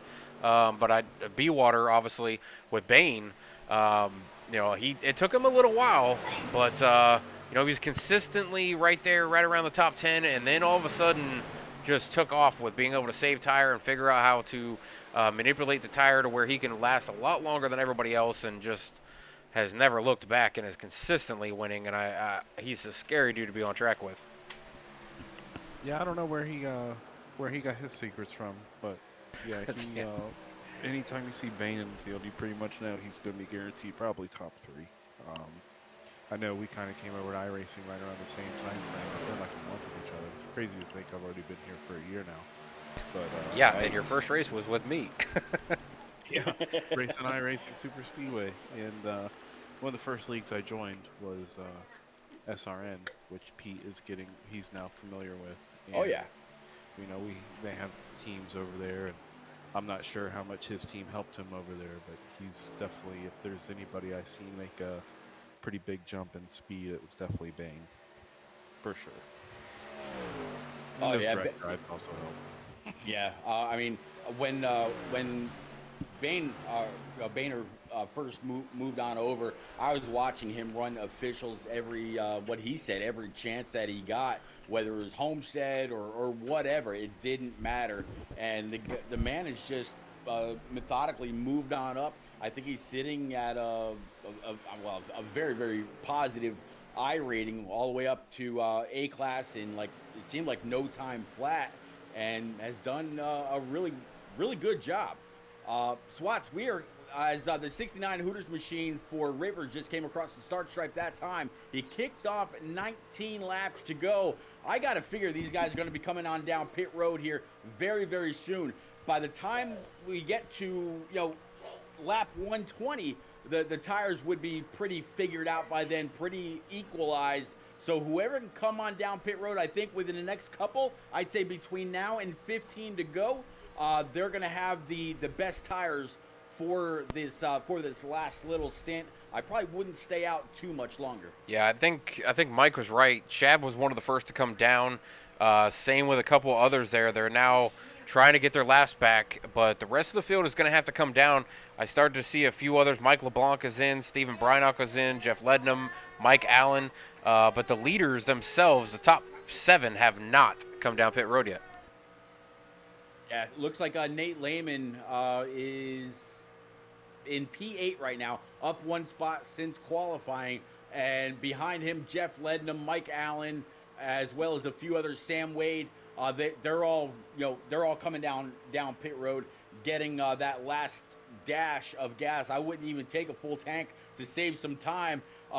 We saw last night at Atlanta, some people even chose to take 2 tires.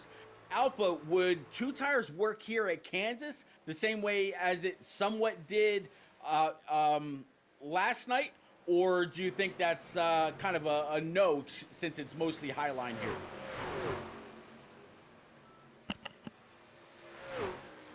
I would not recommend taking 2 tires. No, that was going to be my opinion too. No, Not at this track. no, with Chad pitting as early as he did, he might come out with the lead. I wouldn't be surprised if he did. Actually, the 48 might, but with looks like Brad's coming down pit road right now. Hunter just came down last time, and Meredith came down last time, so this is the money stop. Yep, and it's going to hand the lead over to the 22. So J-Pod, Josh Arnold, he's going to be able to lead during green flag pit stop here. The 42 of Joe Tardif and Nate Lehman. That's going to be your new top 3. Corey Blevins, as Mike just said, with Mike Kinsley and Chad Swatsworth now making up the top 8. Zach Meredith and Papa Bear right now to round out a little bit more inside the top 10 as the double deuce locks him up and addresses the commitment line. He's bringing it down for his final stop as well, pending no more cautions. Yeah, looking back from the 48 right now, that's who's going to turn over as the leader, like Mike said here. But looking back, the next driver that pitted right around the same time as Corey is Shad, and you can see that dark car way back there on the straightaway. So that's how much of a gap Corey Blevins has put on Shad by pitting around the same amount of time, but he just had a little bit of faster pit stop, and Shad was not able to make up the time on Blevins there. So this is going to turn over to Blevins, but the question is, with 13 to go, Pete and Mike, who is going to be able to make up the ground on the fresher tires? Because these pit stops were, 5, 6, 7 laps before the guys that are in right now with J-Paw and the rest of them, Zach Meredith, Hunter Peach, all of those guys coming down pit road. I'll tell you what, you just saw the one flash on by the double deuce as he was trying to leave pit road. J-Paw had a decent sized gap back to Shad. So that just goes to show how much new tires mean. Now 13 laps to go. But will the 22 be able to use those now fresher tires to try to catch on up, or is it is this highline momentum mean, or does this highline momentum mean so much here in the final closing, in these final closing laps? Well, I don't want to play spoiler here, but Arnold's pit stop was 6.8 seconds. There you go. Meredith was a 10.9. I believe those two guys took 2 tires, or I don't think Arnold took any at all. Well, Meredith is flying, and Hunter Peach is right on his tail. These two are usually nose to bumper every single race, it seems like. They were just like this last week at the Thunder Series, which Meredith was able to win. So, I don't know. If they took this much of a gap, I mean, I don't know if Meredith can catch Blevins, though. That's the problem. If Blevins did not, if he took 4 tires and the rest of them took 2, I don't think Blevins is going to be caught by Meredith and J-Paw. Shad's now sitting second. Yep. I'm looking at the lap times here. Blevins just ran a 31.9. Rivers just ran a 31.0. So All right, I don't. Rivers. I wait for my overlay to update here. 'cause Rivers it is looks in like Newman 5th. just put it. Right. So Rivers has the freshest tires of the top Where is 6. he at? That's what I'm trying to figure out. He's in turn 3 and 4. Blevins is crossing the finish line. All right, so I can see the white and orange truck way back there behind Meredith and J-Paw there. Or actually, Meredith and Hunter. Yep. Blevins just ran a 31.87. Rivers ran a 31.18. So that's Rivers pitted 6 laps ago. Blevins was 15 laps ago. We're coming to 9 to go, Pete and Mike. I don't know. I think Blevins might have timed this perfectly to where he got a big enough lead. I mean, yeah, Rivers is cutting 8 to 6 tenths off per lap, but that's a lot of that's a lot of time with only 9 coming to 8 to go. He's going to make up 6 seconds in 8 laps. Oof. Yeah, if it continues on that way, but at the same point, they're scrubbing a lot of time as well. Shad Swatsworth looks like he's actually lost 7 or 8 hundredths in these last 4 or 5 laps. So he's staying competitive with Blevins, but Blevins, he's just he's got the clean air, he's got the lead. Zach Meredith now up to P number 3, Hunter Peach 4th, Brad Rivers P5, and we are talking closing fast. Yeah, Meredith and Peach have been drafting with each other for several laps, catching Shad, who's by himself. Rivers on those fast tires is catching the 2 that are working together. Oh, Shad's up in the wall, scraping the wall. Meredith and Peach avoiding. Lap down car there, Shad coming off the wall. Oh, Brad avoids him too. Whew, that was close. Yeah, but that separated the 17 and the 26. 26 took advantage of the 17 having to check up. He's got the low line, should be able to slide on up in front of Zach Meredith, and that's going to put Hunter Peach up to P number 2. We talked about this Napa machine earlier, Swats. Here he is sitting P2 with just 7 laps to go. Can the 17 get under and slide on up, kind of repay? I don't think so. I think the 26 has all the momentum he's going to need in order to hold off that 17. 69 sitting in P4 now. Rivers is going to have to make a move on both of these guys and try to take 2 for 1, maybe in 1 lap here to try to get by him, because he's still sitting 4 seconds back with 6 laps to go, coming to 5 to go when they get off of turn 3 and 4. He's trying to make a move. Meredith sliding up in front of him. Rivers goes low. Can he make it hold and stick on the bottom? He clears Meredith, almost coming to the 26. He slides up right behind the 26. Woo. Absolutely.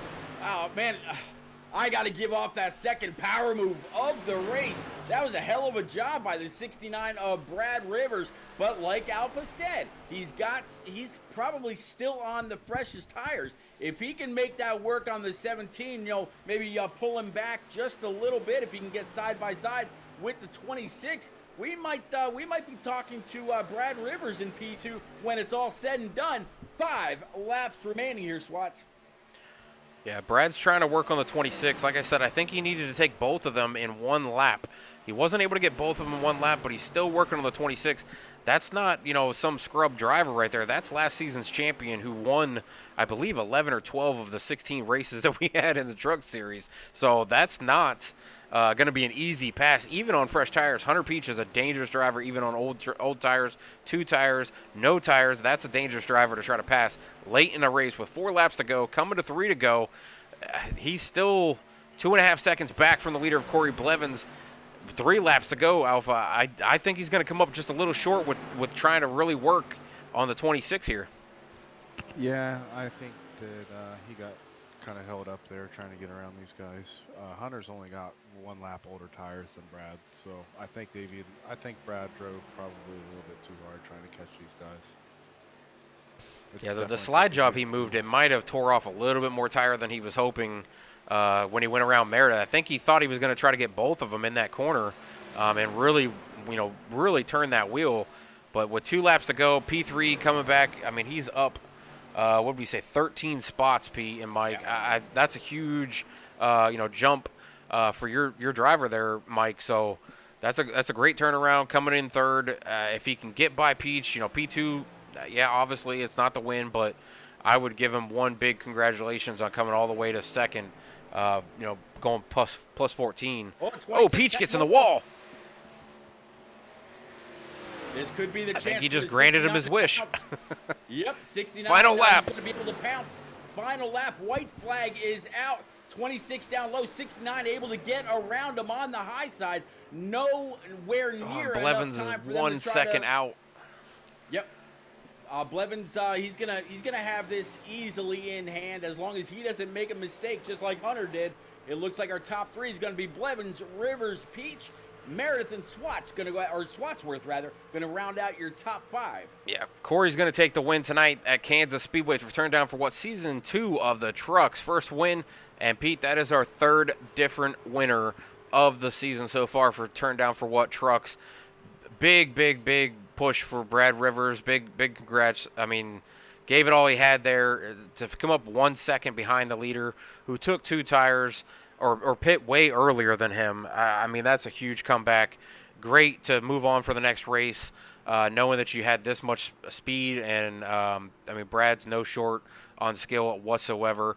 Great driver. So, Hunter Peach coming to give a congratulations to the 48 of Corey Blevins tonight, winner. Like I said, 3rd different winner in turn down for Trucks, Pete. I think the skill levels are starting to even out with the drivers that are in these series. Even Xfinity, I think they're on the 3rd different driver. So this is getting really entertaining for turn down for It's a really good sign, Mike and Pete. I think this is really good sign for the rest of the season. Yeah, absolutely. I mean, I'm starting to see the same parity that we saw in the NNR Xfinity Series just a few short years ago. So if that's the case, this whole season is going to be amazing. I can't wait to call it with you, Swats. Yeah, we'll get to top 3 here in the booth. Corey Blevins, obviously tonight's winner, burning him down. Brad Rivers sitting 2nd in the 69 Ford. 26 last season's winners. Hunter Peach 3rd, Zach Meredith 4th, Shad Swatsworth bringing home 5th tonight. Jose Ruiz making up ground and comes in 6th after that incident there with the 13. Joe Tardif, first race in this season for turn down for bringing it home 7th. Michael LeBlanc, the other teammate of Brad Rivers, coming home 8th. Mike Allen 9th. Mike Honcho, Jeff Lednam coming in 10th. Stephen Brynock brings it home 11th. Josh Arnold 12th. Jake Millsap for the Millsap fans bringing it home 13th. Nate Lehman comes home 14th tonight. Cole Snyder, Daytona winner, first race of the season for turn down for coming home 15th. Kyle Taub in that 16 we saw earlier with the special yellow and black metal paint scheme, coming home 16th. Mike Kinsley, his first race of the season for turn down for coming home 17th. The owner and Papa Bear, Mike Campbell, coming home 18th, up 7 spots from his starting position. 10 truck Brian McCall brings it home 19th. Robert Emerald 20th. JB Banner 21st. Dale Rapp 22nd. Enrique Quiones 23rd tonight. That's a big fall for Enrique, who's usually always consistently in the top 10. Gary Huffins 24th. Sam Wade 25th. Pacey Wygant, 26 in that early crash, flip, spin, shoot to the moon. Got his astronaut license there, but he brings home 26. Stefan Synapsis in his first race of the season, 27th. And Chris Murphy in the 21 rounds out the field. Pete and Mike, 28th. Thank you for both of you being in the booth. We'll get the top 3 in here, and we will give those fans out there. We've got 19 viewers in the chat. A lot of people talking about different winners, congratulating the winner tonight of the 48, Corey Blevins. And it looks like, Pete, we've got, am I seeing all 3 in here? We've got Corey Blevins, Hunter Peach, and we're missing Brad Rivers. All right, so Mike, do you want to go ahead and take 3rd place? No. Oh. All right, Pete. Go ahead and take the season 2 winner, or season 1 trucks winner, Hunter Peach. All right, Hunter Peach, it's repeat. You got a copy, bud. I got you, repeat. All right, man. Well, that Napa truck seems to continue to serve you well. I was keeping an eye on you throughout the race at various points, and it seems like you were just kind of biding your time. The people that were in front of you, battling it out, doing their thing, you're just sitting there, just keeping pace, not really using or abusing your stuff. And here you are, one more time, a great top 3. You got the overall championship last year, sitting pretty well so far this year as well. Talk us through this Kansas race. Yeah, very up and down race for sure. Set in the back, kind of chilled. Restarts were crazy, just didn't even know where to even go. So every time there was a caution, I'm just going to start in the back and just top off on field because there's no point of being up there because people were just, it's 3 wide, 4 wide. Some people couldn't hold a line. So I luckily dodged some of the wrecks doing that strategy. So I guess that worked out that way. But I don't know if I really had anything for Blevins on the short run. I know he was good on the long run, but he said he was terrible on the short run, but he was good on the short run. So I tried everything I could to catch him in the end. If I would have got to him, I probably would have tried a Carl Edwards in 2008, but couldn't try it. But all in all, I'll happily take a 3rd. So you're saying you would have tried what he said in his explanation was the gaming move of trying to wall ride. That's pretty crazy. It worked in the game. Why not? Why not? Well, man, again, big congrats on your P3 finish tonight. Any quick shout-outs for you, Hunter? Just shout out to everybody in this league I hope it was actually a good show on stream. I imagine it was up there for y'all. So hopefully we put on a good show for everybody and all the viewers. And shout out to all my friends hopefully watching this. And all in all, just a great race and very fun. On to the next, I guess. I think we're at Martinsville next. I'll have to double check the schedule, but that sounds pretty. That sounds pretty accurate. It's actually Texas. Is it Texas? Well, there you go. So just the opposite side of the country. Yeah, truck schedule is a little different than the Xfinity schedule. We did not match up races this season. We kind of wanted the drivers not to be able to practice for the different series, the race right after on Tuesday. So kind of mixed them up and gave you guys a little bit of a flip on where races are throughout the schedule. Yeah, on to Martinsville. Hopefully, we could pull that on. Or Texas, my bad. On to Texas. You can keep hoping it's Martinsville. I mean, I get confused in the Xfinity.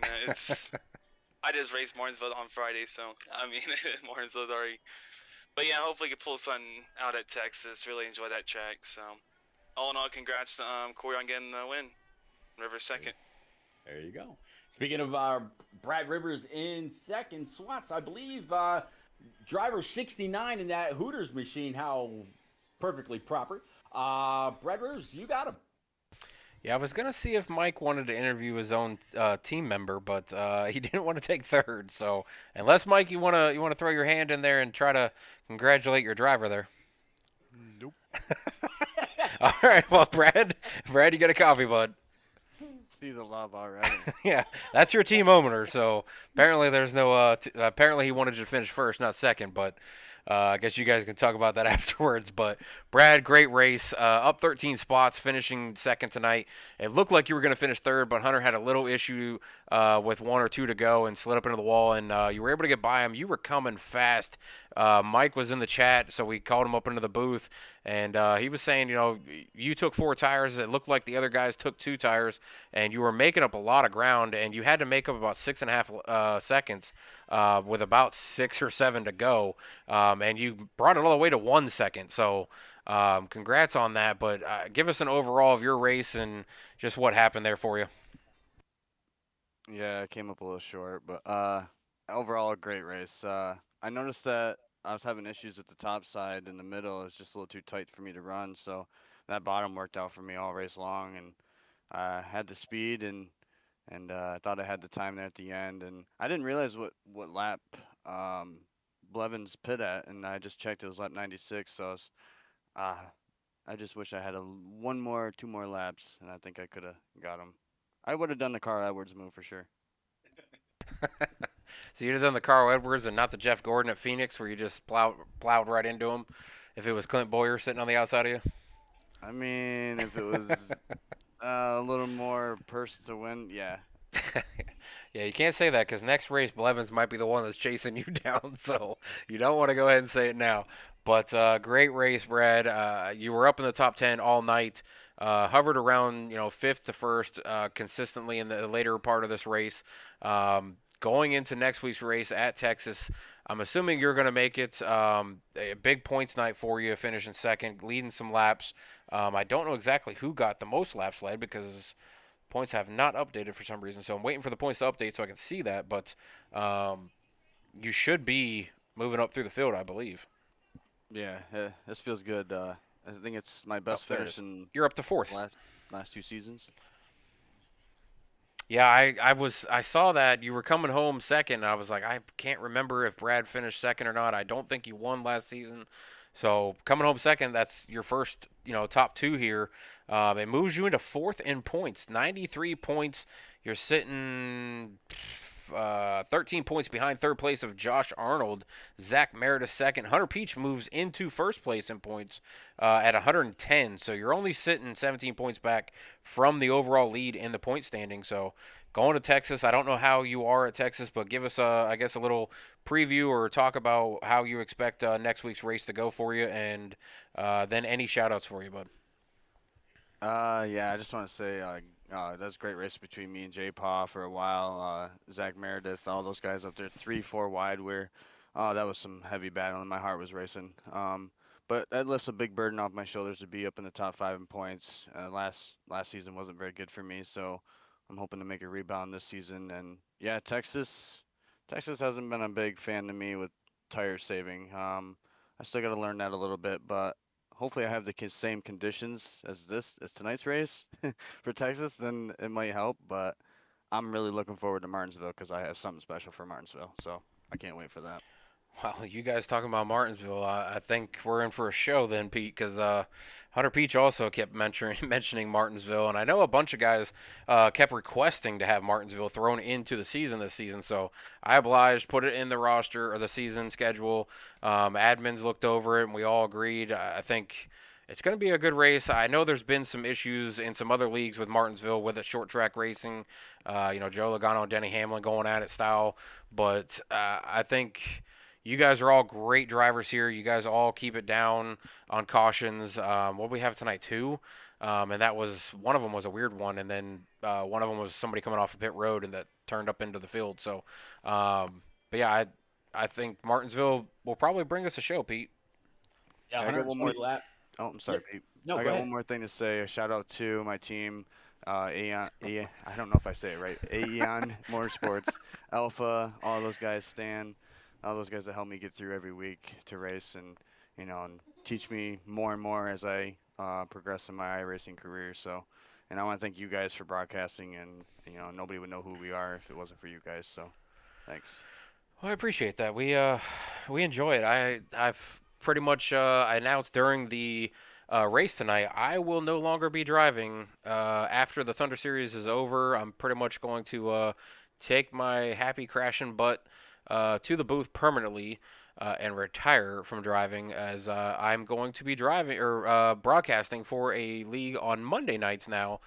So 3 nights broadcasting, 2 with Pete, 1 on Monday, where I'm gonna probably bring in a few different newish commentators and guys who just want to try it out and get their voice and things like that. So I've kind of opened the doors to a few different people that have all said, I'll come up for a race or I'll come up for this race and things like that.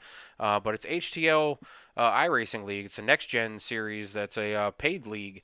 So $30 an entry, and then I think they got 23 races and an all-star race. So should be entertaining. I've never really done the next gens. I haven't really been a big fan of them. I've driven them a whole bunch, but yeah, I think Pete and I, as broadcasters, we can definitely agree that we do this for you guys, and we just enjoy it. I enjoy talking about you drivers and watching the action on track, and always having Pete in the booth is definitely a comfort as well. So going out on my own without Pete in the booth, I don't know if I can do it, but I'm gonna give it a shot. You got this. And as these guys continue to talk about Martinsville, that's going to be 200 laps on March 27th. But between now and then, we're going to go to the great state of Texas for 120 laps next week. But man, Swats, this Corey Blevins driver, number 48, is he still with you? Yeah, he's probably thinking we forgot about him, but Corey, we did No, not forget can't about forget you. about him at all. You came out tonight. You get the win. First win of the season, third different winner, and turned down for what? It's starting to look like you guys have all got around the same skill levels, and we don't know who's going to win each week. Last season we looked at Hunter. He was consistently getting the poles. He was consistently getting the wins. I think he won like 11 races out of 16, which was just abnormal, and it was unbelievable to watch. Now this season he hasn't won yet, and there's three different drivers that have won, and I don't know who's going to win. We look at practice times, and you guys are all similar. Qualifying, like first through 15th, was separated by was it 1/100 or 1/10, Pete? So this is going to be a crazy season so far if this continues. And you get the win tonight at Kansas Speedway, rim riding. You were able to get the pit stop a little early. You and Shad both came down earlier than anybody else. Shad brings it home fifth, but you were able to get out to a big enough lead that Brad Rivers on new tires could not make up 6.5 seconds. He brought it down to 1 second. So if you'd had another lap or two, I think you might have been in trouble. But Yeah, big win for I you agree tonight. with that. Yeah, for sure. I honestly feel like it had to stay green from the beginning because I had gotten off to a really good start there. I was about 3 or 4 second lead there, and then a caution waved. So I really do think that it was meant to be, honestly. That was a gutsy call. I knew it would be gutsy, but I really had nothing to lose. I have not finished well the first couple races, so I needed to do something to get myself caught back up in the points. And winning definitely helps for sure. Yeah, that win tonight and the bonus points bumped you up to 11th in points. 74 points. You're only 36 back from the leader. So not a huge deficit this early into the season. But even the guys up in the top five, only one of the guys in the top five have actually won a race out of these three races so far. So some of the winners in the seasons in this early season so far are not even in the top five. Only one, Zach Meredith, is sitting second. Cole Snyder, the other winner, sitting sixth, and now you sitting 11th. Yep. And I noticed you all said Texas next week. I like Texas too, so we'll see. We'll see what happens for sure. It's another mile and a half. I've actually never been good at Kansas. This was a shock to me. I thought I was going to struggle tonight, honestly. So it's really, really good to win for sure. Yeah, I'm starting to. I don't know if I want to believe all of you guys whenever you guys tell me this, because each week you guys come in here and you're like, "Oh, I wasn't very good at this track. I didn't think I was going to do very well." And you come out and you either dominate or you lead a lot of laps or win the race. That kind of stuff. Hunter always tells us every time, I don't like this track. Never really driven it. I didn't even have the track until this week. That type of thing comes out and gets the pole and wins. And now you're telling me you didn't think you would do very well, and you were up front all night, it seemed. We saw you in the top five, right there with Brad Rivers and Hunter, J-Paw, and a few others there that were always right there in the top five, top 10 at least. And, you had a little bit of damage early on, and like you said, the Yeah, I gutsy got call that of fixed, coming. so. Yeah, you got the gutsy call of coming in, a little bit early, and that gap just was able to survive. Luckily, lap down cars didn't hinder you too much as you were going by people, and Zach and Hunter battling it out there, I think, allowed Brad to really make the move on those guys, and then Hunter having a little bit of issue there with 2 laps to go allowed Brad to get up to second. But Brad was coming, so I think if you guys would have had, like I said, about a lap or two left, him only being one Yeah. second would have been close. But you definitely, like I said, you earned it. You were up front all night. It could have went either way with you guys up in the top 5, top 6, top 10. Really, you guys all kind of flip flop back and forth on who was gonna win, who was gonna lead, who was gonna be in the top 3. So overall, I mean, you gutted it out. We said before this was going to be kind of a survival race. I think Shad had put it in the chat early in the practice session, talking about who's going to survive the crashes, who's going to survive the rim riding, that no mistakes, that type of thing. And here you are with the win. So congratulations. Yeah, I appreciate it, and thank you all for the broadcast. Much appreciated. Well, we definitely appreciate you guys putting on a show on track. Kansas is usually that track, Pete. You and I talked about it ahead of time. This could be single file, and it could get boring if guys get stretched out. And, I mean, it was legitimate action all over the track. I mean, yes, it was single file, but you had guys making those dives, trying to slide job up in front of each other. The few cautions that they did have allowed everybody to stack back up, and they were kind of in the time frames of where pit stops would be happening. I think Shad's the one that probably didn't like that one caution that came out and put him a lap down. But luckily, there was another caution within like 10 laps, which he didn't have to pit. So it came up through the field, which was overall good for him. But like I said, Pete, I think this was a great race to watch. At least from the booth, it was great to watch. We weren't involved in it, and we didn't have to stress about it. But Pete, I mean, what's your overall, I guess, last thing you want to talk about here?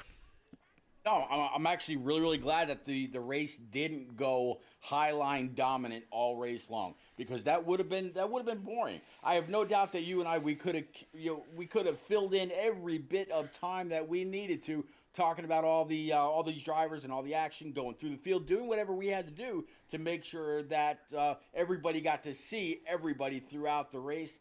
I think it went really, really well. Texas Motor Speedway, another mile-and-a-half track. It's going to be a lot of fun to not only call with you, but to actually maybe even go back and watch, just like tonight. And who knows, maybe even learn a thing or two. But I'm glad that Kansas went the way that it did, keeping up with low caution, turn down for what style. On to the great state of Texas next week. Yeah, it's going to be interesting next week. I know there's a few drivers in the field. Shad's actually calling his shot out there in the chat right now, saying season 2 Texas winner right here. So we've seen a few guys talk about, I'm going to be fast, I'm going to win, and then they wind up getting wrecked within the first 5 laps. So I don't know if I would have done that, but he's very fast at Texas. He was very fast in Xfinity in the first season there. So we'll see what happens here. But everybody out there in the chat, we appreciate you guys being in the chat. Appreciate the viewers all night. Appreciate Atlanta doing his raid. Mike, thanks for coming up in the booth with us. I know you were out there in chat commenting, so appreciate you coming up. And Pete, as always, thank you for being in the booth with me. Enjoy being in the booth with you as always. Wouldn't want any other way for Turn Down for What.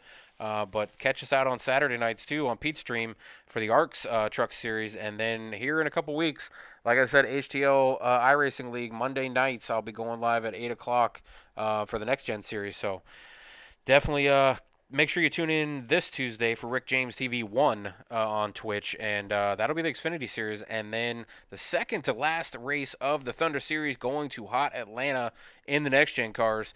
Catch that as well. I don't know if our stream or broadcaster will be back. I know Expert's had some issues with his computer. I think he's back online, so hopefully we should have that stream coming back up on Thursday nights. But overall, everybody, thank you. Tune in every week you can, or every race you can, and we'll catch you guys next week. And thank you.